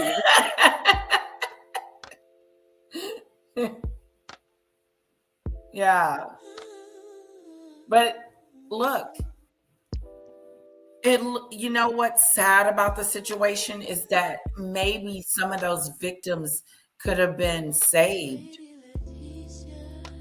if someone had spoke up. Exactly. That's where my heart hurts, because I'm a mother of a daughter, and I love my daughter more than I love the queen and her reputation, and I'm a big fan of the queen. But I have to put these young ladies who were hurt, who were scared, who were, some of them kidnapped, the other ones manipulated, drugged, and come on now, the whole 9 yards. Yeah, that could have been my daughter. That could have been that could have been anybody's daughter. Are you kidding me? But they think they call us commoners for a reason. That's a big cross to bear for me, to know that my sister was doing something she shouldn't have been doing. But who do I tell? You would throw him in the jail. I think they took too long in stripping him of his titles and stripping him of his stuff. I think they took too long to do that. You know where I would have started if I was queen? I would have started with, of course, I would have lectured my son, but if my whole feeling is to guard his misdealings, I would have went for Epstein and his little crew and dismantling that. Yeah. That's the way she could have went. She could do that under the guise of anything. She could have somebody do it for her. Well, it looks like something's finna go down, because he could spend some time in jail. They're investigating him. They went back out there today and was going through his belongings and pulling stuff and getting whatever they wanted. Let's see what this lady's gonna say. Former criminal judge at the Old Bailey. Wendy, good afternoon to you. Nice to have you with us. In all your time sitting there with wig and gavel at the ready, sending people behind bars and fining them, or whatever sentence you dispensed. Did this particular charge ever come up in front of you, misconduct in a public office? No, it's very rare. You can walk around the Crown Courts in this country and see thefts and burglaries and sexual offences aplenty. Yeah. You won't see too many of these. Yeah, indeed. And I understand the bar is actually quite high in order to prove to turn a charge into even a case, because it's a fairly skewiff, labyrinthine area to try and conquer. Wow, the problem is it's a common law offence, not a statutory offence. Yeah. If an offence appears in a statute, you can go to the Act of Parliament, you can look it up, you can see the definitions, you can read what the discussions were before it became law, and everything is clear or clearish. This is what is called common law, which emerges out of case law over a long period of time. And so you've got to go back to previous cases, and none of them will be on all fours with this case. We have never had anything like this. Exactly. There's nothing. It is rather interesting, and of course, the case yesterday of a senior royal being arrested. I mean, we've also never had that before. So, right. I mean, well, we have. Charles I was arrested. Well, yes, I was thinking. Remember what happened to him? Yes, I mean, I don't know how old you are, Wendy, but I'm sure you don't remember that either. But yes, you're absolutely right. You've got to go way back. Was my point. And of course, in addition to that, you have this interesting, almost unthinkable situation, but it's how it should be. That whoever you are, if you're arrested and taken into custody, I don't think there's not a special royal protocol for a regal arrest. It's the same as anybody else. Beheading. Yeah, I mean, if one wanted to be really pernickety. Yeah. Beheading. That's what they did to our live royals. You take them to the middle of town square and chop their head off. Yeah, they would. Right there. Yeah. And I'm sure Parliament knew too. I'm sure there's certain eyes in Parliament that definitely knew, but they know whose eyes shouldn't see this quote unquote paperwork. Burn after reading. Oh, wow. Like the local police officers ain't see, like here in the States, the local police officers are not seeing what the president is doing, even what the governor is doing. Right. Or reading or getting word on. Like, are you kidding me? Yeah.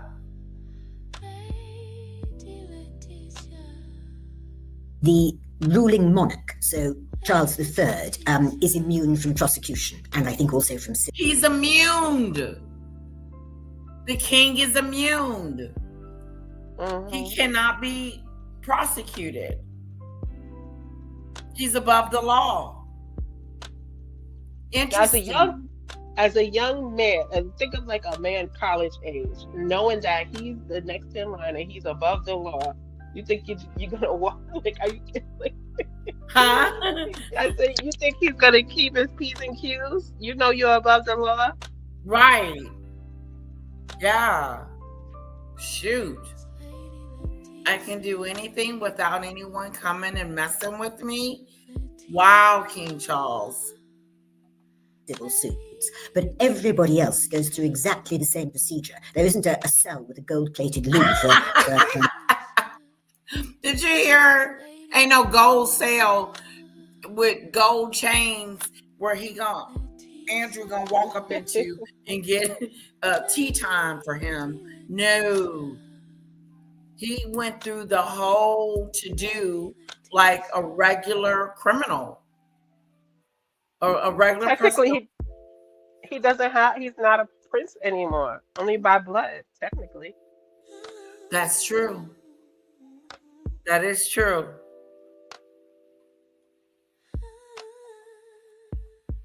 Members of the royal family. Well, that would be quite something, wouldn't it? And a place outside for a carriage and some horses, perhaps. I mean, that would be something.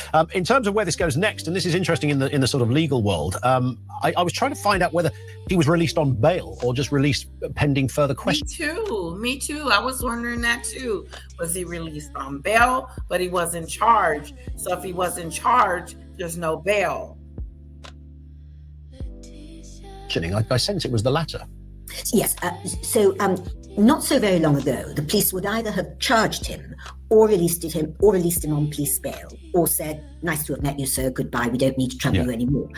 You may remember that there was a time when a lot of people were out on police bail, and they were on bail for months and sometimes years. There's a lot in the press about it, and a lot of complaints of the unfairness. And so a decision was made that there'd be an interim position between charge and being on police bail, which is this state of actually being in a position where you are under investigation. And so he's out there without any requirements on him, but he may be called back at any time for further interview by the police, and we shall have to see what happens. Yeah. The speed that this happened was quite something. What do we extrapolate from that? Would there have been, lots of people, as you will be aware, I'm sure, are making the kind of Mandelson comparison that, the police did visit two of his homes, and we understand they took some equipment away, but he hasn't been arrested. Would that suggest, and I know this is speculation, but would it suggest that the police, the CPS, whoever, would have had to have had something already in order to knock on somebody's door at 8 a.m. and take them into custody? Yeah, good question. They didn't have to arrest him. They could have simply invited him in for interview. He would have been free to have walked out at any stage, but they could have asked him questions. In order to actually arrest someone, it doesn't matter who it is, and it doesn't matter what the charge is, if you're going to arrest them, you have to have reasonable grounds to suspect that that person has committed the offence for which you are arresting them. And so they must have something which they believe meets that threshold. Ooh. That's what I was saying yesterday. If they wanted, they just wanted to question him. They wouldn't have arrested him if they just wanted to question him. Right. So they already have something on him, and now they want to get more of that and question him on the information they have on him. Wow, Andrew is in some serious freaking trouble. He does need all hands on deck. He's in some trouble. Wow, Andrew. That's very far from actually charging him, which in its turn is a long way from a trial. But they must have had something that they thought took them far enough to carry out an actual arrest. And would that have had to have been something more than just, we've seen these Epstein emails. I'm not talking about the kind of sexual stuff, this business that suggestions that the former Prince Andrew, when he was a trade envoy, had conversations with Mr. Epstein of a nature that would have overstretched and breached his position of trust in the office that he held. Would that be enough? I mean, that sounds, bearing in mind the Epstein files are throwing out all sorts of stuff and sadly diluting, I think, the real issue, because there's so much of it, and you only had to ring a hotline number at the FBI to find yourself named in these files. So it was all, I'm not so sure releasing them as they did was a good idea, but that's maybe a separate conversation. Would it, in this case, have had to have been more than that in order to facilitate an arrest? Well, I don't actually know the exact details of what was released. If, for example, there was an email which came directly or appeared to come directly from Andrew to Epstein, giving information that shouldn't have been given, and it was there was no reason to doubt that it actually had been sent by him, as opposed to John Doe out in America who was trying to frame something up. It is possible that would be enough to start the queries, but as you said earlier on, this offence is a complicated offence. It's not particularly difficult, but it is complicated because there aren't any definitions of what you have to actually prove, and they must have come to the view that there was reasonable grounds to suspect that the man they arrested was guilty of the offence for which they were arresting him. I can't tell you whether the actual emails or simply by themselves would have been enough, or in combination would have been enough, or whether they've got something else. But I mean, you don't have to be a lawyer. You certainly don't have to be a judge to say the CPS wouldn't be doing this without a lot of very careful thought. Yeah, and I would have thought that in the we live in a very complex world where technology is simultaneously amazing and fantastic and makes things far slicker and faster for us all, and that's wonderful. But on the other side of that, when it comes to a police investigation, if somebody says, here's somebody's computer, iPad and phone, could you go through the last 15 years of communications with anyone? I mean, that's a time-consuming business. Yeah. The whole investigation may, I'm not saying will, but may be quite slow, because one imagines that a lot of this material... So, what does she mean by slow? Like it could be another month before we hear something new come about? Probably more than that. Oh, wow. The little cases out here are like years long sometimes. The little cases out here. And I wanted to bring up a point too. Remember when the clergy members, when the heat got too hot for the clergy members and these little kids? Yeah. These little boys? There was plenty of evidence that the Vatican knew. And that was kept away from us. Yeah. Pope knew and everything. That was kept under, this was happening since there was black and white TV. Like, all that came out. Yeah. And it wasn't until recently that at least the last, I would say, maybe since the early 2000s when all that came out. Yeah. And this been going on since our grandparents, if not longer. You're right. Wow. And even Queen Elizabeth, her feet were put to the fire for that. And you know what? Never complain, never explain. Yeah. That's right. Yeah.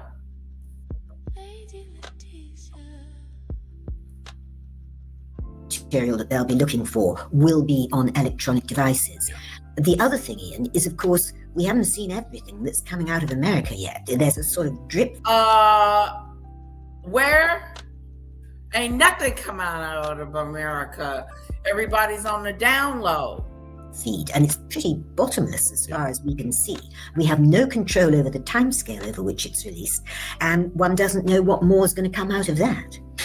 Well, it's not going to be, I mean, certainly objectively, it is incredibly interesting to follow. I would imagine from a legal brain's perspective, this is rather interesting too, Wendy, to follow this. It's not something we see every day.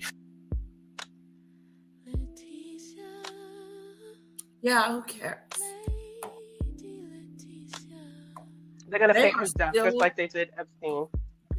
Yeah, he better be careful. They could Epstein him. Tell us what you know so far about this arrest. Just a bombshell. So an absolute bombshell. Nobody saw this coming, particularly the royal family. King Charles. What'd you say, sweetie?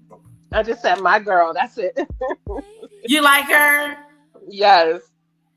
Yeah, she's good. She's good. Was not given the head. Like, what's going on? Up. This was a surprise. So the British police, they raided his home about 8 a.m. British local time, Thursday morning. He was still in bed, I'm told. He was totally unprepared. So they burst in. They burst in. The police Ooh, burst wow. in to the palace. They burst in, Hudson, like boom, and got him out of his undies. He was in his underwear. Jeez. He is now staying in Sandrington, which is about 3 hours north of London. He'd finally been kicked out of the Royal Lodge. He was moving to this kind of fancy farmhouse. They call it a farmhouse, but it was a big palace. But while that was being renovated, he was staying in a different cottage on the estate. Unmarked cars, unmarked police people. They were not in uniform. They broke in at 8 a.m. They arrested him. They took him off to jail. And while that was going on, Maureen, they also went to at least two other properties, to make sure they secured whatever evidence they're looking for. Now, what does it say, Rob, that the police did not give the palace any kind of a heads up, did not give the king any kind of a heads up? Yeah, lots of things. First of all, it says here that maybe they didn't trust the king. The king has been very slow to respond to his brother's outrageous behaviour. His mother, the great Queen Elizabeth, somebody I deeply admired, she too kicked the can down the road when it came to this very, very troubled son, who was her favourite son. So maybe that was why. So the king wasn't told for several reasons. One, I'm not sure they totally trusted him. Two, and this is really interesting, he's no longer royal. He's been kicked out of the family. He's a private citizen. Right. So what would it say? What would it say if the king was given a heads up on a private citizen who's been accused of abusing his power because he's part of the elite? It would look terrible. The optics would look absolutely terrible if the king had any heads up here. So they did this behind the king's back. I think too, there was a fear that Andrew might flee. We've talked about him looking into the Middle East. It's not that unusual. The former king of Spain is in the Middle East after. Pause it for a second.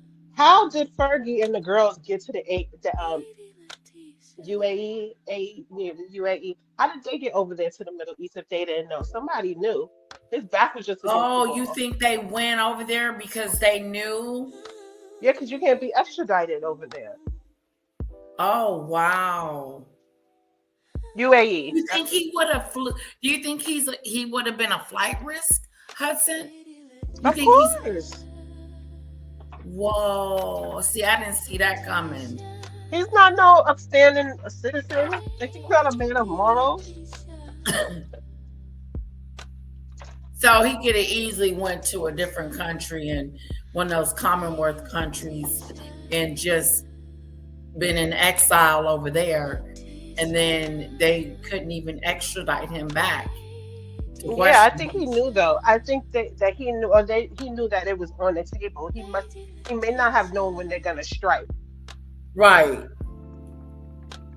But he knew it was coming. So you think Andrew knew they were coming? Mm-hmm.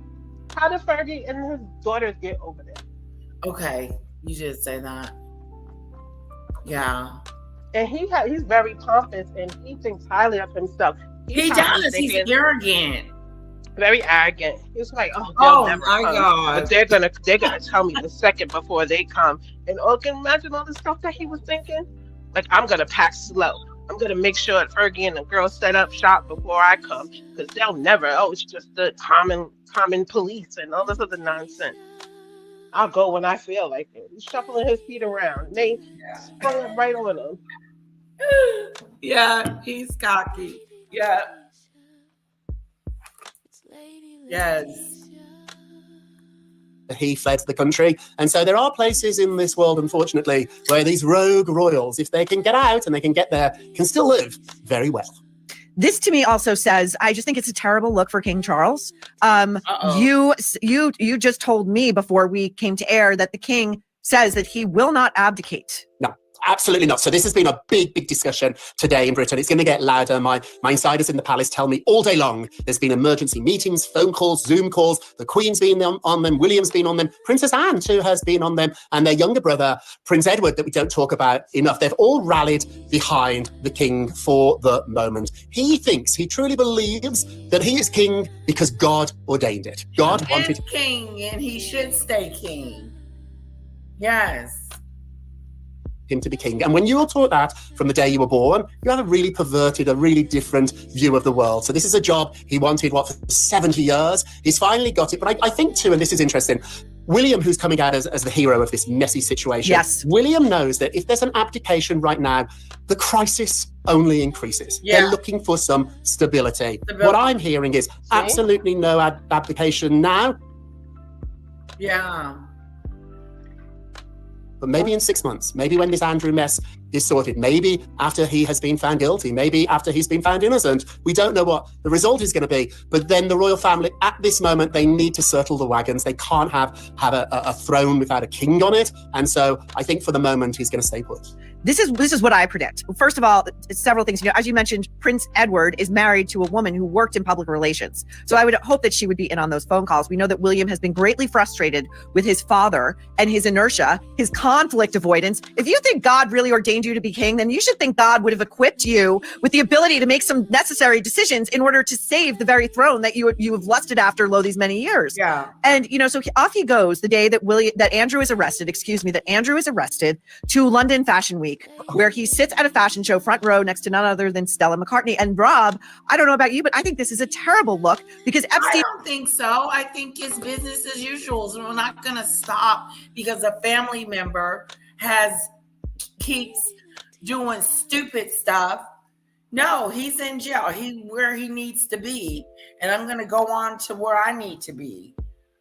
That they can't let him stop them from living. I agree with him for going. I don't. Huh? Because this is not only, I could see if they were just a family. This is not only a family. This is a dynasty. These are rulers. Right. He has to go, there's stuff that is in jeopardy if he just kicks it with Stella McCartney. Right. And then that also looks like to the public, like they don't even care. Right. They got to keep up appearances. I'm expecting you to be somewhere and then you don't. Hello, Michelle E. and Erica. I'm expecting you to show up and then you don't show up. How rude. No, I'm not talking about the fashion. I'm talking about the he should send his kindest regards and handle what's going on with his brother. Well, send someone in his behalf. No, we're talking about a fashion show. This is not nothing that. That's what this is, a fashion show. Yeah, they're saying the fashion show. He showed up to Fashion Week. This is no important. So they wasn't expecting him. They wasn't expecting him. No, they probably were, because you have to be RSVP'd, but it's something that could have hung, you could say oh, I can't make it, and I think they will understand. This is it's a fashion show. It's not like he was meeting with dignitaries and he can't go back on that. He has to do that. You can't leave a fashion show to handle what's going on in your kingdom. What is he supposed to do? What is he gonna do when his brother's in the jail? You think his brother is not the only thing to worry about with this. So you think him going to the fashion show, period, isn't a good look? No, not at all. Oh, wow. Yeah. Oh.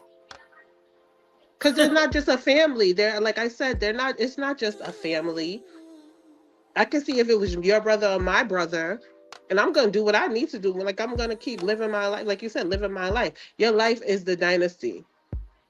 Your life is the monarchy. Figure out why the fashion show is a big no-no. Yeah. would you go, like, if somebody, like, if my parents pass away or my mother passed away or something like that, I'm not going to say, well, I'm just going to go to the fashion show. That's different. Someone's dying. Yeah. But someone's in jail. No, I'm going to probably go.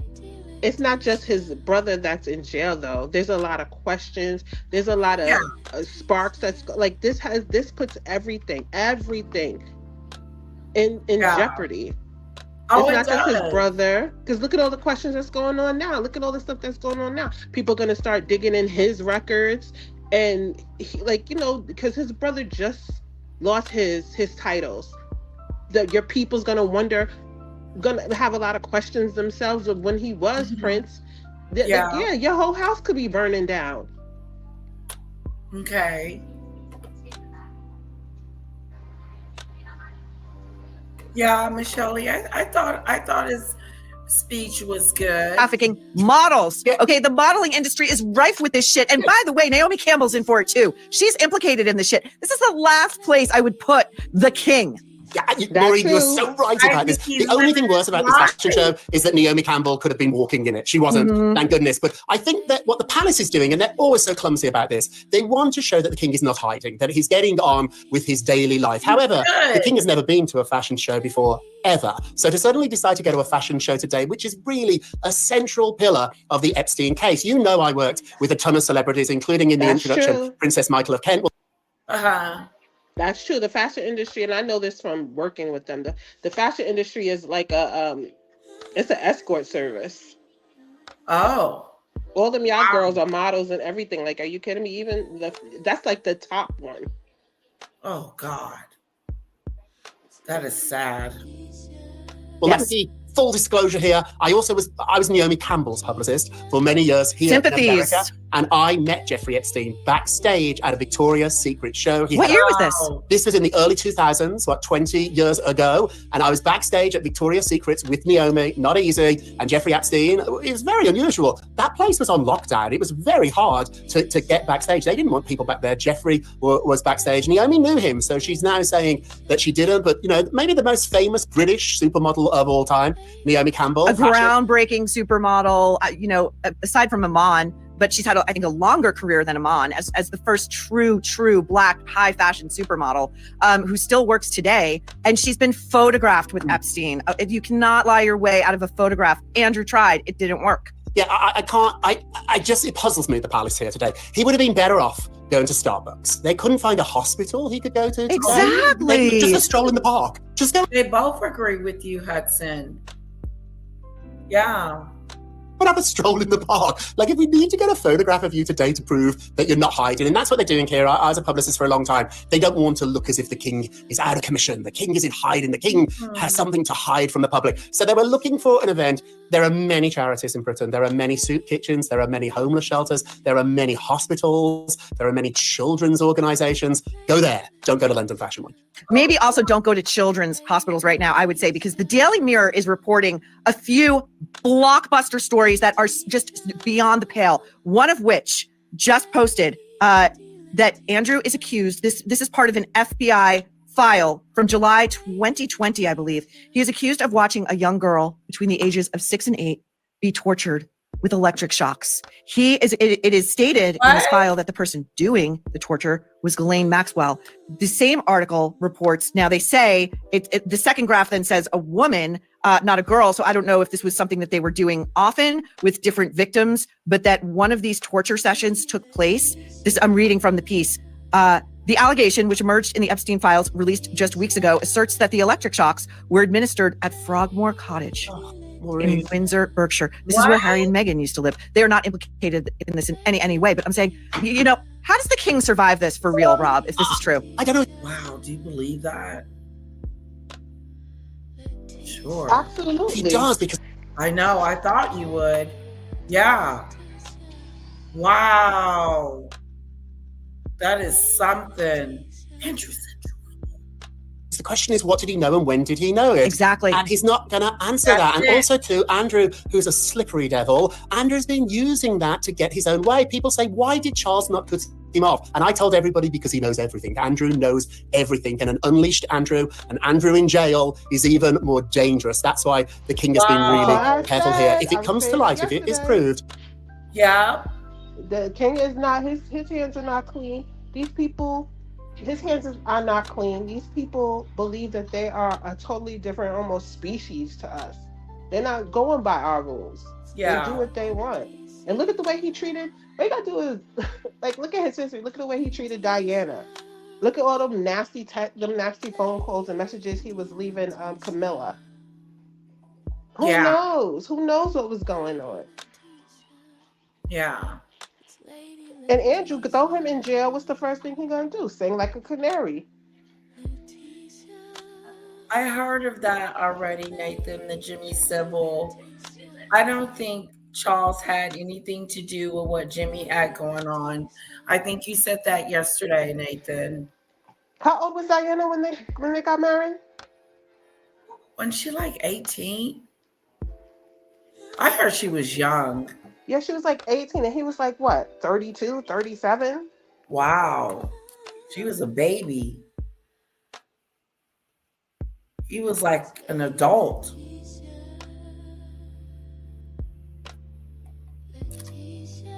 The torture, the trafficking happened in a royal palace. This doesn't just shut down the king. This could shut down the family. Maureen, I'm not being over dramatic here. In my lifetime, I've never, ever seen a crisis as big as this for the palace. Even when Princess Diana died. This is the biggest crisis they've ever had. It is. And for that week, it looked a little wobbly. The Queen wouldn't come back from Balmoral. She wouldn't lower the flag. Eventually she did. And she did rebuild trust. This needs a whole new, fresh start. William and Kate are the future of this family and everybody else are implicated. This is important though too. And I love when we talk about it because we get deep on your show. Who's paying for his defense? I hit the phones. Who's going to pay for that? It's going to be multi-million dollars. This is going to be a really detailed, tough legal case. He doesn't have any money. Part of the reason, apart from the fact he was a pervert, part of the reason he was with Jeffrey Epstein was for the money. Who's paying for this? If the king gives 1 penny to his brother's defense, all bets are off. The Brits will. He can't. He absolutely. Oh, and look at Diana. Look how terrified that woman was to the point where she didn't even want to use palace security. She knew what time it was. Why do you think they wiped clean her interview? The one she did? Yes. We should do that one day. If you could find it, we can only find bits and pieces. Really? Yeah. I know. Okay. I bet you they're the one that took down the Oprah interview too. Oprah never took down an interview. We found it. Hudson, we found there. the video. It was on X. Mm-hmm. Yeah, I know, but she took it off of her website. Nowadays, we could just record stuff. Back in when Diana was princess, when she did that interview, there was no internet. Right. I'm going to see, because I think Demon Dictator might have a copy of that interview, and we wanted to go over her interview. She said they're trying to off me. They have everything bugged. They have spies everywhere. They're doing this. They're doing that. Like, she's just terrified of these people. So do you think, Hudson, that if he helps with his defense, that he would get into some trouble? Absolutely. Wow. Even Nicki Minaj is getting in trouble now for helping her brother with his defense. Who? Nicki Minaj. She still is catching flack for helping her brother with his defense. I think. What did he do? He essayed his stepdaughter. Wow, this is so tricky. They found his let's just say excrements in her underwear. That is so sad. That is horrifying right there. I see why now. I see it. Yep. Uh-oh. No, but he gave $1 million to the lawsuit to settle against Virginia Giuffre. So when Andrew paid that $12 million in the civil case, $1 million of that came from the king. I mean, I'm my jaw is on the floor over this stuff. The Daily Mail is also reporting that not only Fergie, who's now in hiding and who it seems like is trying to arrange her own flight out of the country because she's probably next, let's get real, slept with Jeffrey Epstein and was wildly in love with him. This is per the Daily Mirror. I mean, these people are so disgusting. And Fergie, as we know, in a correspondence with Epstein, was writing about her daughter Eugenie going to New York to have a, quote, shagging weekend. Yeah. It's just disgusting. This is why this story's not going away. This will end up being one of the most disgusting, most disturbing crimes in world history, not just American history. But Fergie's an interesting person here. She's long time been a grifter. She's not really had a job for many, many decades. But I hit the phones and I spoke to some sources, legal sources and police sources in Britain. My father was a policeman. My sister was in the police force. And so I know police people pretty well. I grew up around police people. And so I spoke to my sources in London and they told me that Fergie's already spoken to the police and they probably won't arrest her because she will be a witness. So she's flipped for her own security so that she will avoid. This is unbelievable. I have to imagine that Prince William is enraged at the moment. Enraged. Yeah, and not just that his uncle, his dad. Charles, that's what I mean. That's exactly what I mean. Charles, yes. I hope I can say this word on your show, is such a pussy. He is. He's just such a weak man. He's just got no spine. And now this has bit him in the bottom. And the job that he wanted all his life, he could potentially lose. I think he should lose that job at the moment. I do too. I think it's over. I think you've ruined hundreds and hundreds of years of history by doing nothing. You knew about it and you did nothing. We are looking at a monarchy that saw Henry VIII behead two of his wives, Queen Anne throw her sister Queen Elizabeth in the tower and throw her. Yes. And, but this almost makes that stuff look quaint. It happened so long ago and people were crazy then. And but like this feels deliberate. It feels heartless. It feels complicit. It feels so beyond criminality. I don't know how you can have Charles they're supposed to come to the United States this summer for the 250th anniversary of American independence. He's not going to be welcome here. He's not. No. It's a real curse here. And let me just put this into some sort of historical perspective. The only Oh, that's just rude. Now he's not going to be. She's talking about King Charles, right? Yes. Letitia, how could you say that's rude? Because I still don't believe he knew. I'm still on that notion, but she thinks he did. Is that why she said that he would be booed? Yes, Letitia. Yeah. If he didn't know, that's a problem as well. And they were American citizens. Did you read Virginia's book? No, I haven't read her book. Girl, I think we need to spend some time with the victims, though. Hudson, you're absolutely right about that. It's on Audible. You can listen to it while you're like cleaning and stuff like that. Get that book, girl. I also there's this other, I think, a documentary on the victims where they're just all speaking out. I may play that one day.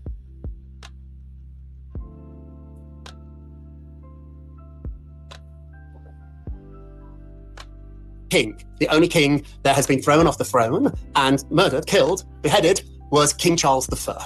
So these King Charles have to be really, really careful. It's just a tragedy of Shakespearean proportions. That's that stupid stuff.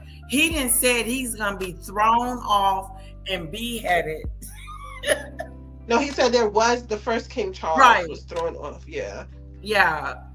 But almost insinuating that this could happen to this one. The dirty boys. I like William and Catherine too, but at this point, they're good with me at this point. I'm not saying that they knew because they're from a different generation, but I still, nothing would surprise me with the whole family. Nothing would surprise me at this point. Oh. I'm not putting anybody. I'm not putting anybody on any type of pedestal because they are taught from day one, when they come out the coochie, that they are on an elite level. They are ordained by God. They didn't grow up like we grew up. They don't have the same morals. They don't know. Yeah, I don't think I would per se putting them on a pedestal, but I would say I have been giving them the benefit of the doubt. That's for sure. because, and I put myself in their situation and wonder, what would I do as far as, like, once I found out, because they knew in 2008 that I think they took too long in stripping him of his titles. That's for sure.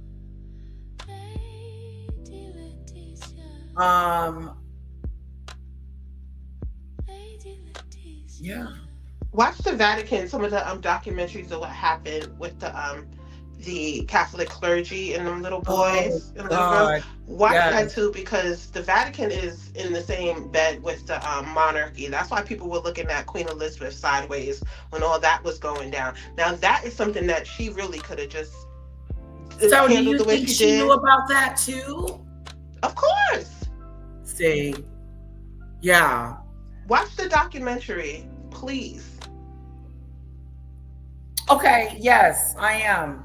Find a couple of them.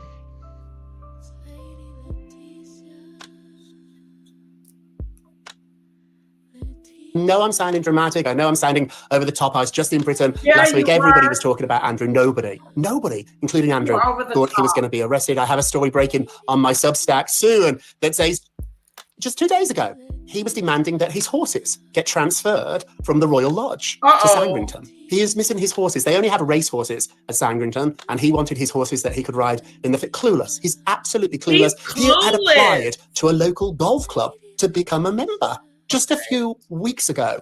And now, thankfully, his world has been turned upside down. I'm hoping my reporting is right. That's that stupid stuff. No, he didn't. One of his horses transferred. There he go again, doing stupid stuff. Listen, do you know how much trouble you're in? Get somewhere and sit down and stay off them horses. That's why you got kicked out. Lord. Every other time he's been in trouble, the monarchy has covered for him. He really is they really are living on another planet. Yeah, you're right. They do cover for each other. And that's why I want you, that's the main reason I want you to find a documentary on the clergy and stuff like that, because it'll show you how for all these years, the Vatican covered all these people. Jesus. That's the most important part.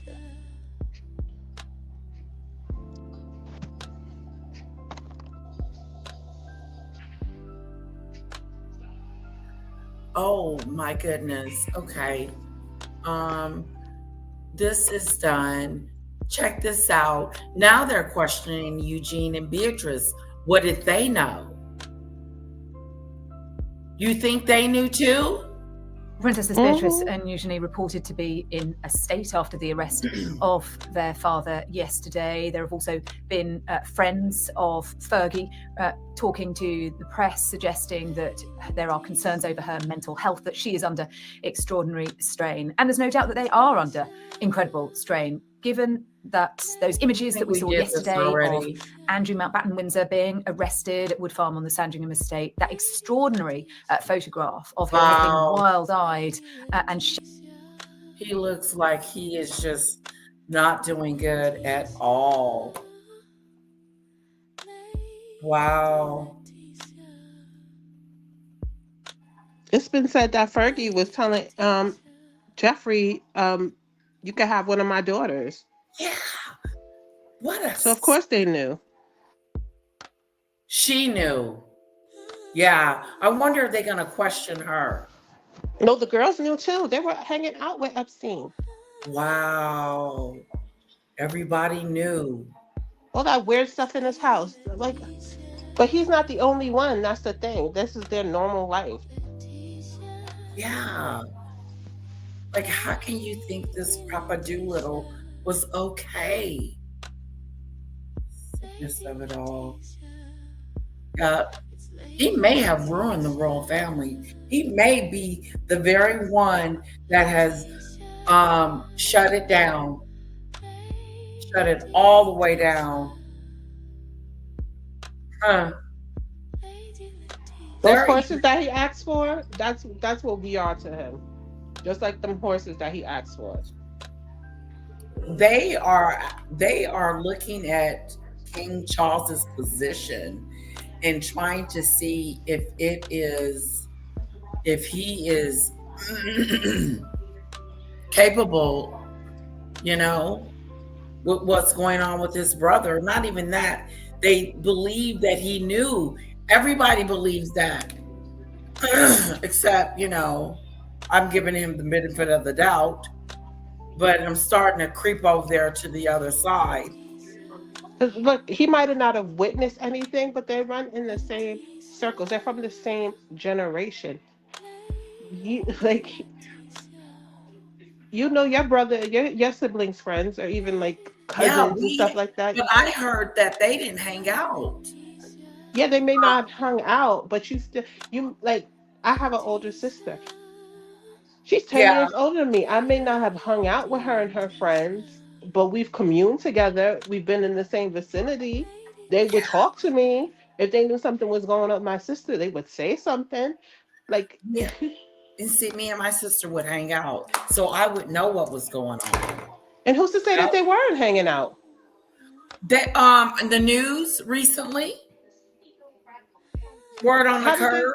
I call that word on the curb. How did they figure that? Didn't they go to the same schools? They lived separate lives. They were, I don't know why they were discussing that, but it was a big deal. They were talking about it earlier. They went to the same schools. They have the same mother, same father, and the same, was reared in the same house. How separate could their lives be? That's true. How separate could it be? And then they were probably doing the same engagements. The same weirdos were probably coming up to both of them. The rug dealers, because the elite class is not that big either. And they have the same cousins. Same neighbors, same cousins. Like I said, same schools, same sports.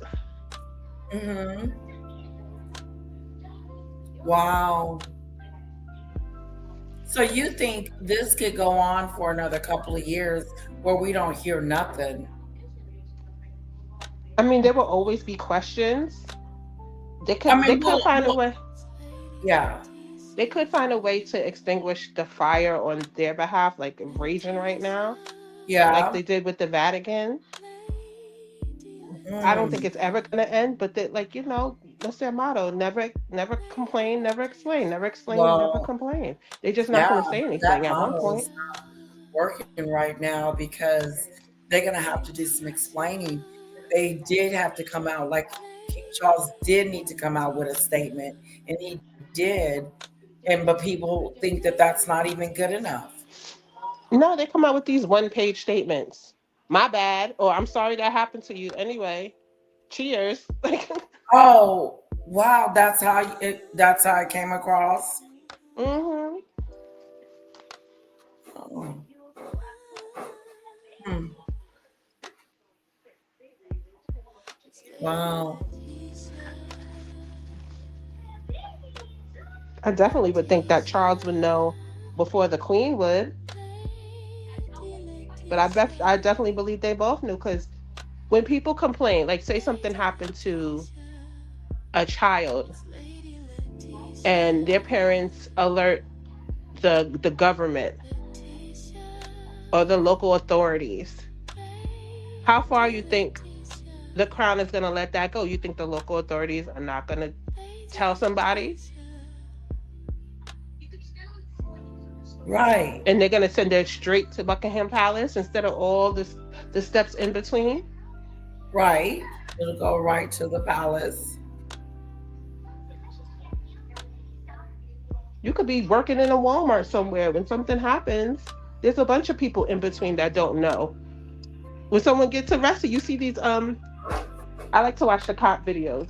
If an employee gets arrested, you may get a little like gossip, very little, but you're not going to know what happened. The higher ups would, and the corporate office would. Princess Diana was a liability to the royal family. She knew too much. See, I don't think that they unalived her. I don't. I don't think that either. I think they might have let her unalive, but I don't think like they were at fault. Yeah. Is it possible? Yeah, it's possible. But with what I know of what happened, the information that got back to me, Yeah. because once again, the trickle down, the information that they let get down to me, a common woman in America, it seems like it wasn't their fault. But that's the message that was brought to me. You know what I'm saying? Yeah. So who knows if that was even? Who knows if she even really died there? Like stuff gets stuff gets turned around so much.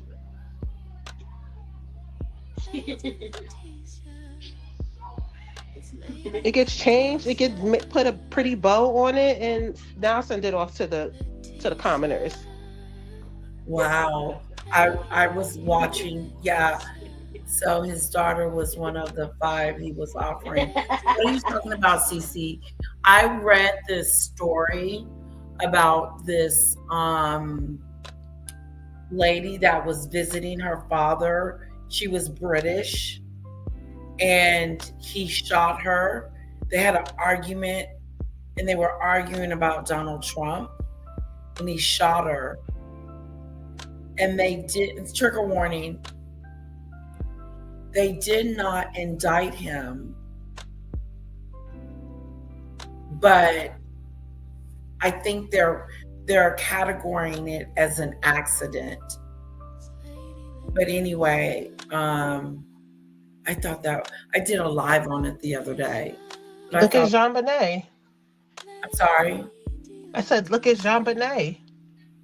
I know. Look at that story. Do you think that was an inside job, Hudson? Absolutely. Absolutely.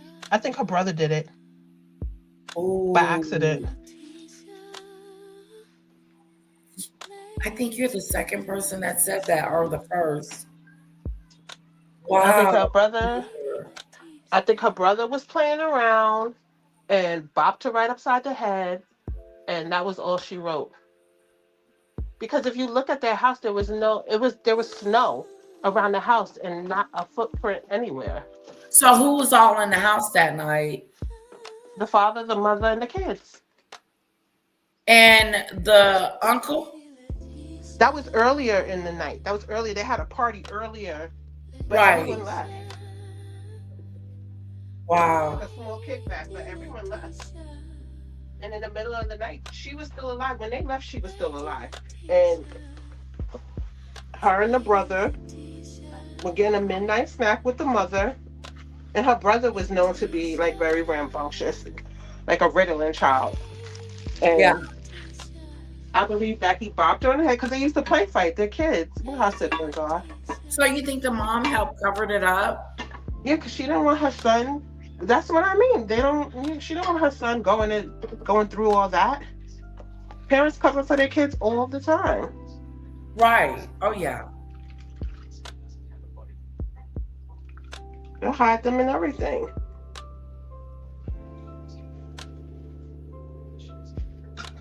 Who wants to go through all that? Imagine what you have to go through. If I would still handle it the proper way, but I can see where parents are conflicted with that. Imagine what you have to go through if one of your kids off another one, or it's some big deal, like Charles Manson's parents or Ted Bundy's parents, or that's a big cross to bear. Yeah, it is. People will hate you too in the street. They will hate you like you're them. You Yeah. gotta love your kids but know what they did. Like, you gotta ask yourself, should you love your kid? Am I wrong for loving my kid? He did something terrible. Right. Well, guys, I think I've talked you guys' ears off about Andrew, and we'll find out what's going on with Nancy tomorrow because there's no new updates. Let me just check real quick just in case. Okay, well, I'm going to step down. Thank you for having me. Thank you for listening, Thank you guys. for coming. You got to come again. Yes, I know I'm a ball of energy. I'm sorry, y'all. I'm from New York. But thank you for having me. You got to come every time, Hudson. I love you up here. I love your perspective. I really do. I love your perspective. And it really brings a different side to it. And I love that. So I love your come perspective anytime, as well. okay? Yes, thank you. I love your perspective as well. I love to get the other side of things. Because, you know, you may be right. They may have not known. So I love to weigh all options. Exactly. Mm-hmm. All right, but let me step down. Thank you. Bye, lovely.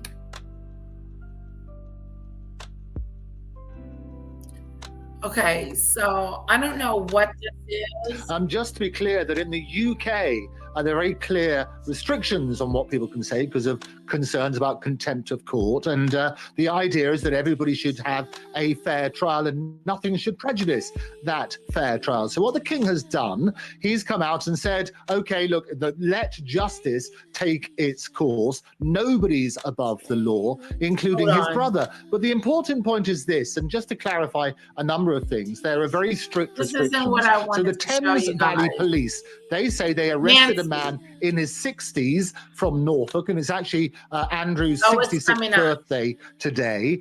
He's in custody. Searches continue at properties in Berkshire and Norfolk. And they issued this statement. As part of the investigation, we have today arrested a man in his 60s from Norfolk on suspicion of misconduct in public office and are carrying out searches at addresses in Berkshire and Norfolk. The man remains in police custody at this time. We will not be naming the arrested man as per national guidance. Please also remember that this case is now active, so care should be Andrew, taken better know. with any publication to avoid being in contempt of court.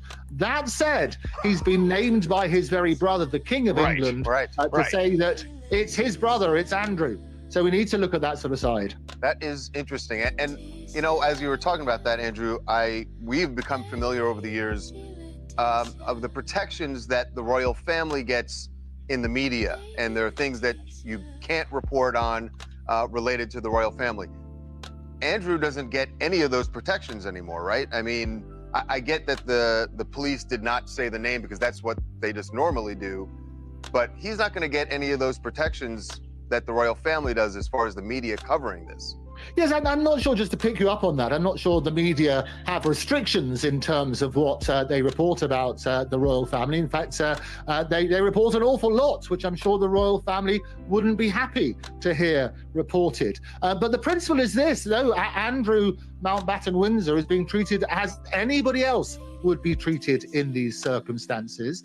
There are procedures that need to be followed, and it goes back to the central point that nobody is above the law. The key point in all of this is justice should not just be done, but should be seen to be done. And I always say trust comes in on foot and leaves on horseback. And trust in the police, in the media, in the royals is perhaps at an all-time low. So what the royals are recognizing, what other people are recognizing is absolutely the due process must be followed. But we have to absolutely emphasize that until there's been the due process followed, everybody is assumed innocent until proven guilty.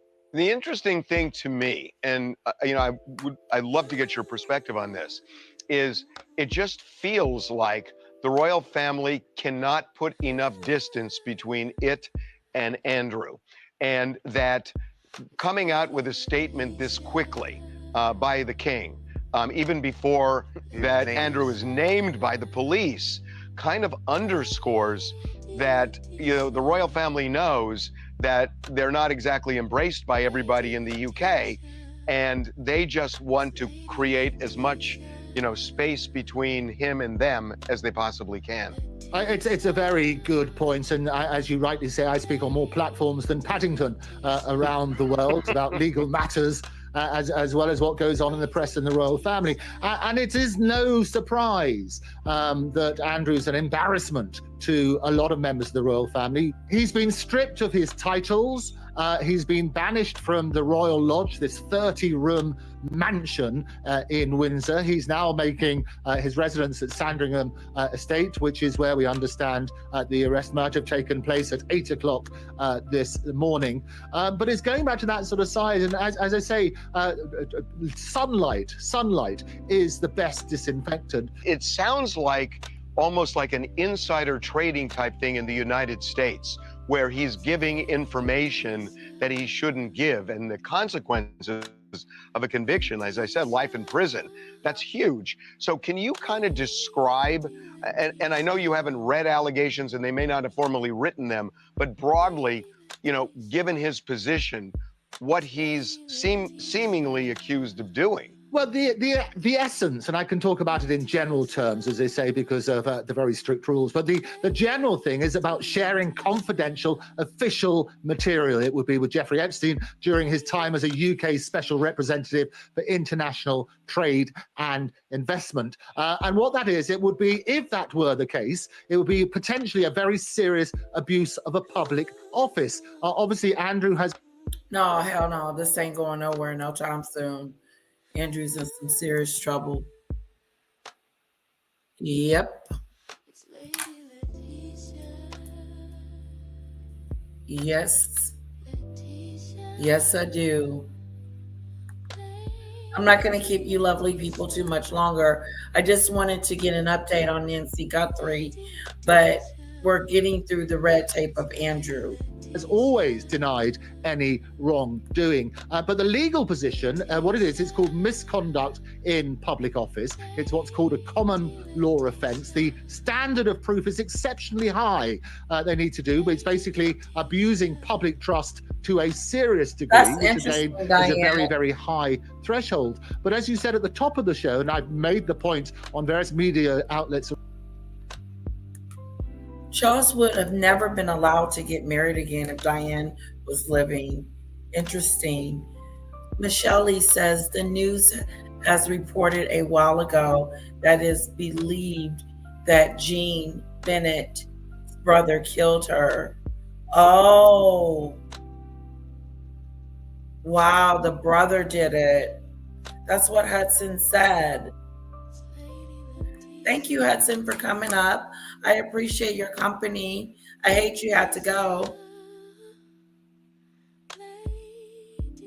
Benay. Greetings, Layla G. Shaman in chat.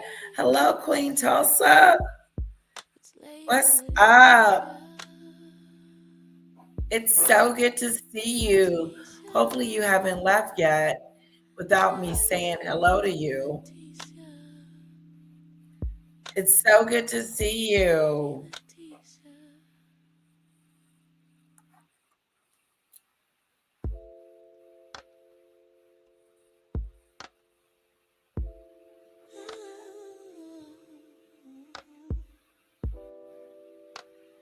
Okay, Cece, I will watch it. I will. Is this something you think we all should watch? Hello, Queen Tulsa. Welcome. We're wrapping around the world, up. the maximum penalty is life imprisonment. The maximum, but the reality is they take into account all sorts of... The maximum penalty for him is life in prison. They must have told him as much, because look how scared he is from when he was in that car, like he saw a ghost. Ooh. Ghost to do.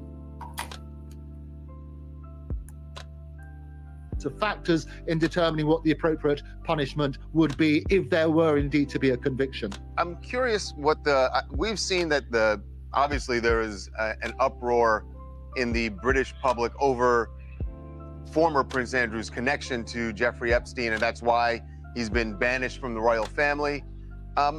Does the public feel like this is really justice?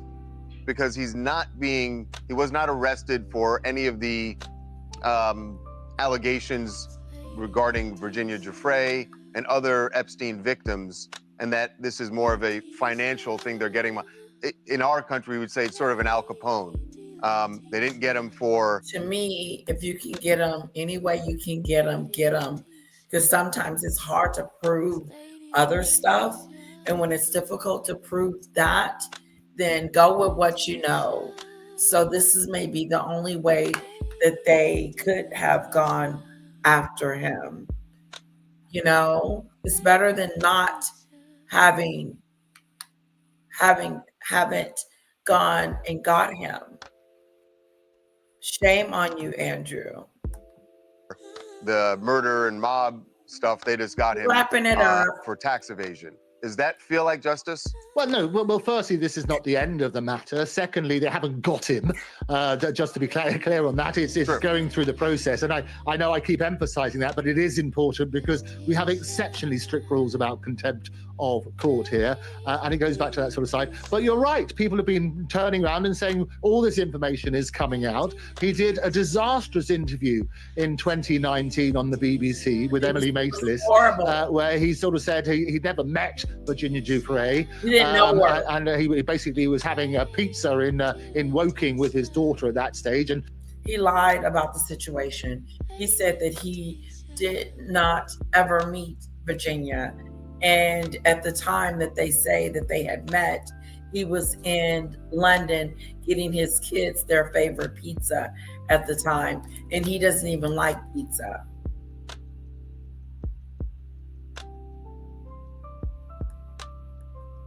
He didn't sweat because he has a biological condition, which means he can't sweat, and so on and so on. He can't sweat. Did you hear that too? He can't sweat because he has this situation.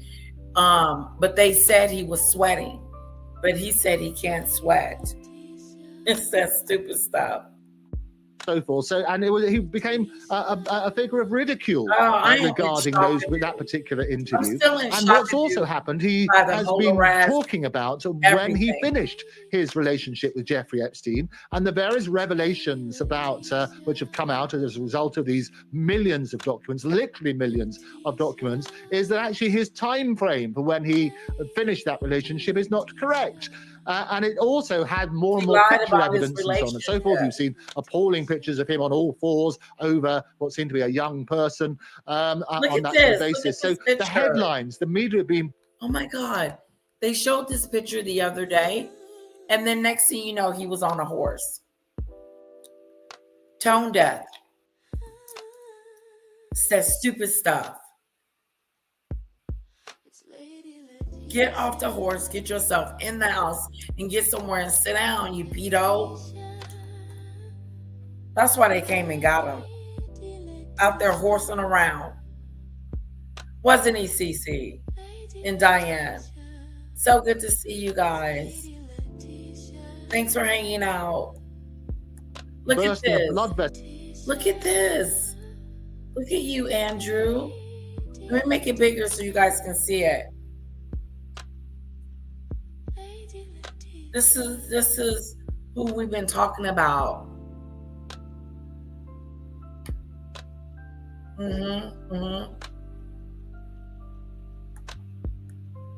Covering this. But again, it's important to emphasize that the charges, if indeed there are to be any charges, are not related to that at the moment. And so that's why we need to make the difference between this is about potentially sharing confidential information. The police allegedly have a period of time within which to look at that and decide whether or not they're going to release him or charge him. We got it. Andrew, we so appreciate you coming on and explaining this. Really do appreciate it. It's a pleasure. Looking forward to joining you next time. Thank you again. Coming up. Authorities are looking at the Nancy Guthrie kidnapping with a different lens today. That they have been looking almost for 3 weeks for tips where people know something about him. Now they are looking for what people didn't see. Be right back. Authorities are looking at the Nancy Guthrie kidnapping with a different lens today. That they have been looking almost for 3 weeks for tips where regarding people, this man in particular, where people know something about him, people who can identify a glove or the facial features or, whatever it is, come forward. You know what? This is that dumb shit. Are you mean to tell me you back asking the public, do we know this person? Have we seen him? This is what they have. You know what? This is some sloppy police work.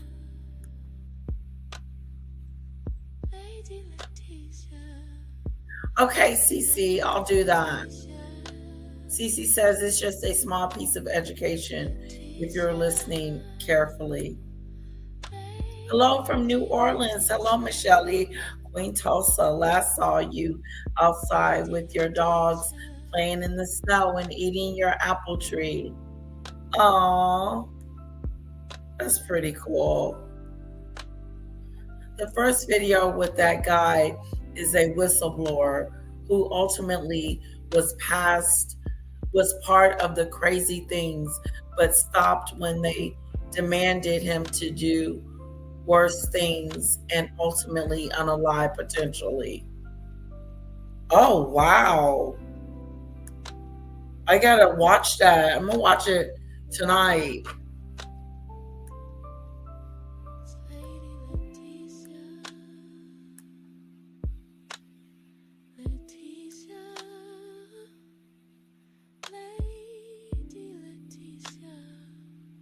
Oh, I think Andrew looked like he had been getting into the medicine cabinet a little too much the night before.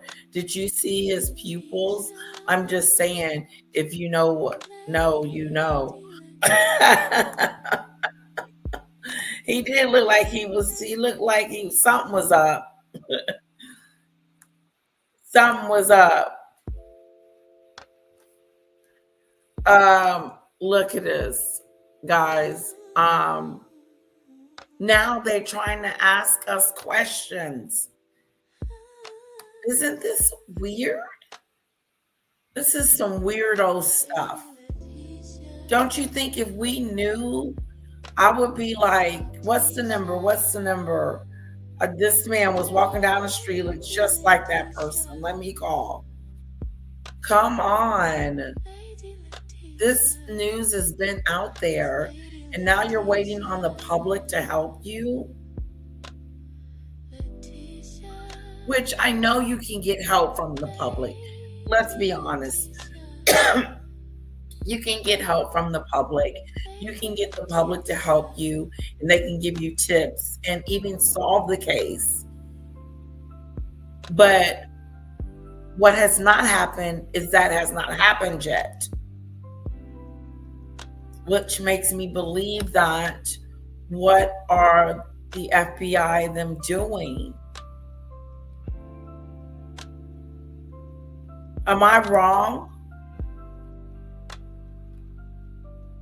They want us to clue in to the backpack, to the gloves, to the ski mask, to he looks like he walks slow, like he walked with the you know, there's a lot of distinctions about this person. Forward, his clothing, anything, even his gait. Now they're seem familiar. Now they are looking for what people didn't see. More specifically, what they have not seen for the last 2.5 weeks. So we know that the FBI now is confident that they've got enough of a profile. I mean, it's not a full profile, but we know that the guy is between 5'9" and 5'10". It is a white male, it appears. It is a man with a mustache and a beard. It is somebody who lives in the Tucson area. If these ransom notes that we received are to be believed, and I can tell you as to the first ransom note, the FBI is keenly interested. And I can tell you. There you go. There you go. There go Harvey go again, thinking he's solving the case for the FBI. He's the case solver. TMZ is making themselves look like fools. They are. Talking about the ransom note. There's a new ransom note that's come through. TMZ covers up for lots and potentially paid to distract the public. This is funny. TMZ are making themselves look like a fool. Harvey wants to solve the case so bad. And they every day they come up with a new note. There's a new Nancy note. Yeah, they're making themselves look like idiots. Just so now they want us to figure out what we didn't see, which makes, oh, my back is itchy, no sense. I'm trying to figure this out. You can't. And it's TMZ's fault. Listen, if they knew I was playing their stuff, they would probably strike me. Look at Andrew. Let me move on. Every time I see this picture, I'm like, what the heck I do? 2.5 weeks. So we know that the FBI now is confident that they've got enough of a profile. I mean, it's not a full profile, but we know that the guy is between 5'9" and 5'10". It is a white male, it appears. It is a man with a mustache and a beard. It is somebody who lives in the Tucson area. If these ransom notes that we received are to be believed, and I can tell you as to the first ransom note, the FBI is keenly interested, and I can tell you that definitively, keenly interested in it, then he is a smart individual who is tech savvy. So have you not seen that person in the last 3 weeks? Now it's the thing you got to be thinking about is if you know anyone who matches any of those things, and certainly if they match multiple of those things, where have they been? Somebody just disappeared over the last 3 weeks. If there's someone you know, and you know well enough that and suddenly you haven't heard from them for 2.5 weeks, that's a sign. Is it somebody that you saw walking his dog every morning, and all of a sudden the dog's not getting walked, or dog's getting walked by somebody else? Right. Or is it somebody who hasn't shown up for work? It could be somebody who is always at the supermarket every couple of days. See at the convenience. So, have you? They're trying their best to solve the case. They are trying their best to solve the case. They are trying to tell us to look beyond the scope, which makes sense. These are good tips. I'm not saying that they're not, but they're not doing this for clout. TMZ is doing this for clout. Look past everything and look inside you that definitively, keenly interested in it, then he is a smart individual who is tech savvy. So have you not seen that person in the last 3 weeks? Now it's the thing you got to be thinking about is if you know anyone who matches any of those things, and certainly if they match multiple of those things, where have they been?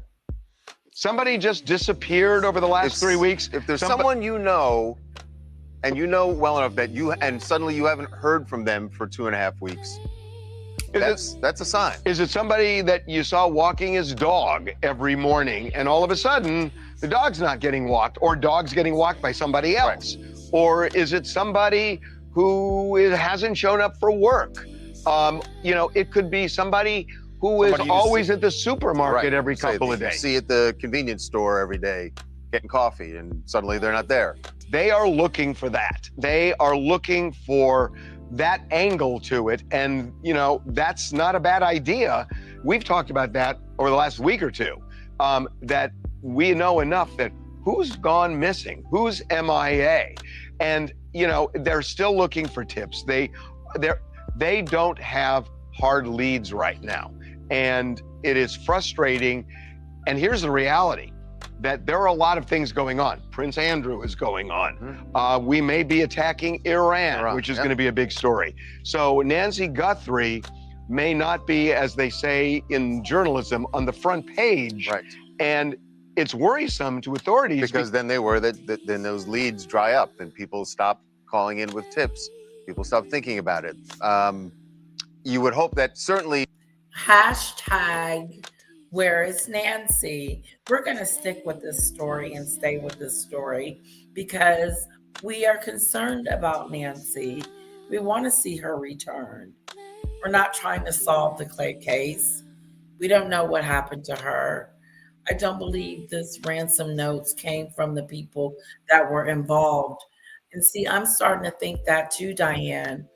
If so, YouTube would be over how long could you keep a 85-year-old without medication that needed every day?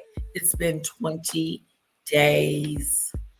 Yes, it has. Prayers for Nancy Guthrie. Yep. Yeah, they're searching in Mexico, which is interesting. Like,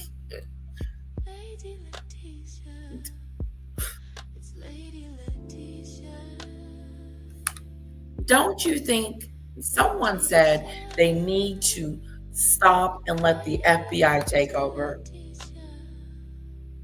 Hashtag where's Nancy?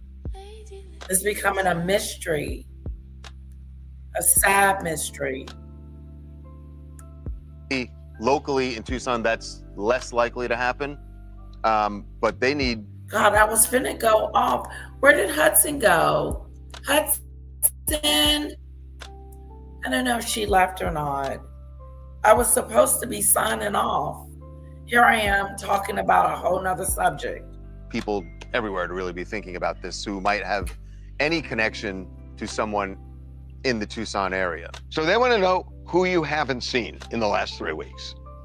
My name is Mark, out of Boston, Massachusetts. And, you know, I think the key to finding this suspect is the little minute details that nobody's thinking about. Who might not have been at work for the last few weeks, who maybe has been out of character over the last few weeks, who's been a little overly anxious and frustrated and maybe excited over the last few weeks. And lastly, I believe this individual is an amateur. And I think that's the reason why we're having trouble finding him. Amateurs do not leave patterns. They do not leave statistics behind, whereas professionals do. So I think in a case like this, the amateur is at the forefront. I think that's the reason why we're having such a difficult time finding him. I don't know that you're right, though, on the amateur. You may be right, but I got to tell you, if this ransom letter is real, he's eluded authorities so far. True, he definitely has. But that video of him at the front door, he's bumbling. It just looks so bumbling. He's bumbling, but he has been. He is. He's bubbling. He's not. He doesn't have his stuff together. Effective in eluding authorities. Yeah, like, oh, I'm gonna cover it up with my hand, and that's gonna do it. Oh, I don't know. One of the most impactful moments of Michael Jackson's life gets put under the microscope tonight. A new special that we have put together. TMZ presents Michael Jackson, 30 Fatal Seconds. What? And those 30 seconds turned his life completely around, and arguably, not even arguably, I think all the evidence is there, eventually leads to his death. It totally leads to his death. So the time is 1984 at the Shrine Auditorium in Los Angeles. Oh my God, did you see that? It's called 30 Seconds. So they're gonna show us the last 30 seconds of his life. Tuscan is close to the border. Wow, she was out there by the border.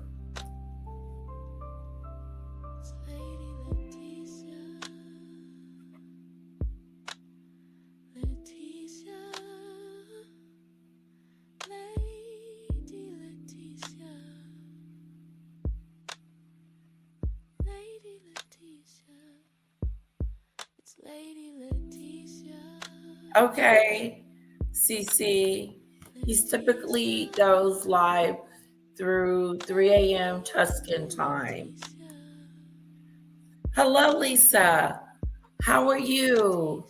Yeah, we're going to be here a few more minutes and then I'm going to let you lovely people go. But what I wanted to say was about Michael Jackson really quick. There's a 30-second take on his last 30 seconds of his life. That's what they're going to be showing. Hold on. Michael and his brothers were filming a Pepsi commercial, and you've probably seen video where his hair catches on fire because of the pyrotechnics, and he suffers a severe burn. We have obtained never before seen footage of this accident. Did he not know he was on fire? Hello? Guys, did you see that? Let me rewind it. His hair was on fire. His head was on fire. I'm gonna make it bigger so you can see it. Check this out. Where his hair catches on fire because Look of at the that. pyrotechnics, and he suffers a severe burns. We have obtained never before seen footage Is he still of dancing? this accident. Footage that shows the accident from obtained. Never before seen footage of this accident. Footage that shows the accident from every angle, where now we can say, here is exactly what happened. Here's who is responsible for it. And we talk to people from every angle of this, from people who are eyewitnesses, who worked the commercial, people from the Pepsi account that managed, where his hair catches on fire because of the pyrotechnics, and he suffers a severe burn. We have obtained never before seen footage of this accident. Footage that shows the accident from every angle, where now we can say, here is exactly what happened. Here's who is responsible for it. And we talk to people from every angle of this, from people who are eyewitnesses, who worked the commercial, people from the Pepsi account that managed it, and many, many others. And there is no doubt, there's no doubt at all that this burn led to Michael Jackson's I've never death. seen it before. When pyrotechnics are involved and sparks are flying, timing makes all the difference.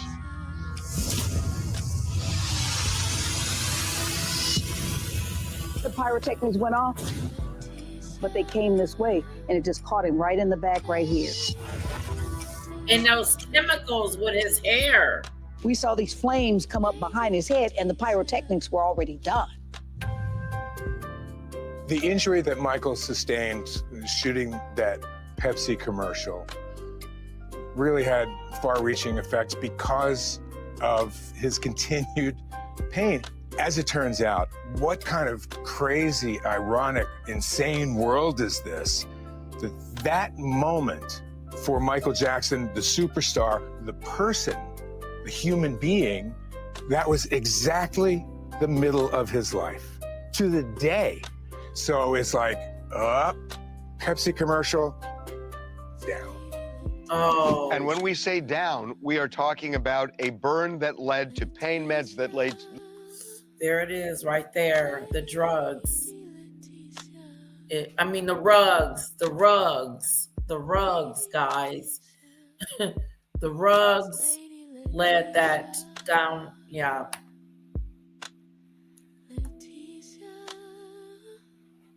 To take 85-year-old woman, it's ridiculous. No, they're not going to take her. I was born in Tuscany, and I know it very well. If that was the case, they would have got the money and left her somewhere for them to find. I remember seeing that Michael hair burnt years ago. That was pretty bad.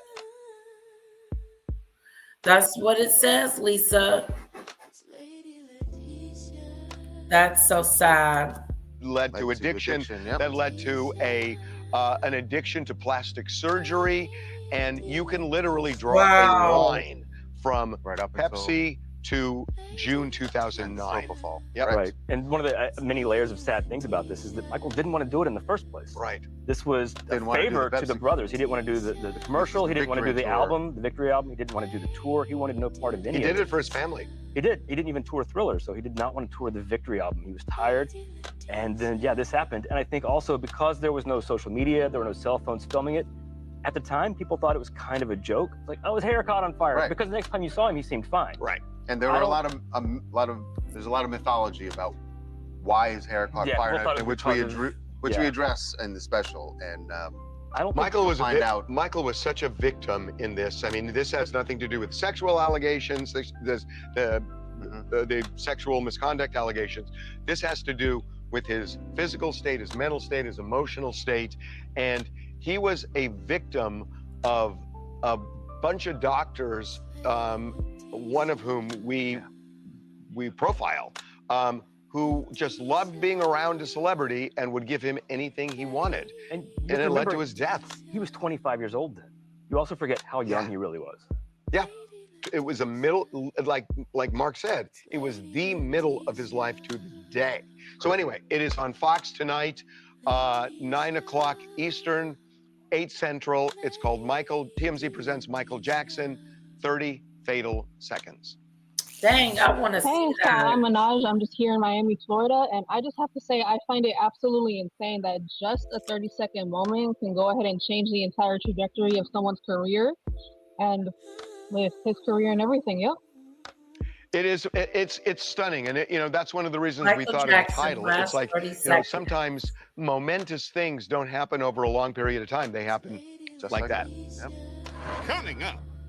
All right, we have another multi-hyphenate God, in I wanna Hollywood. see it. We do. That's interesting. Kind of a triple threat. I think you could say Laura Wasser is now. Laura Wasser is a model lawyer. All right. How's that? How hot am I? All right, lovely people. I want to thank you guys so much for hanging out with me, kicking it with me, and my chair is about to come loose. Okay. I feel like I'm about to fall out of it.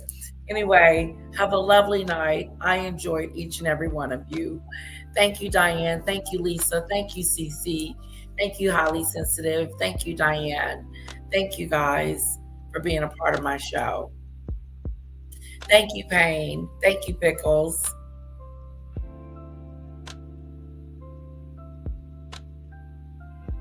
Guys, have a wonderful night.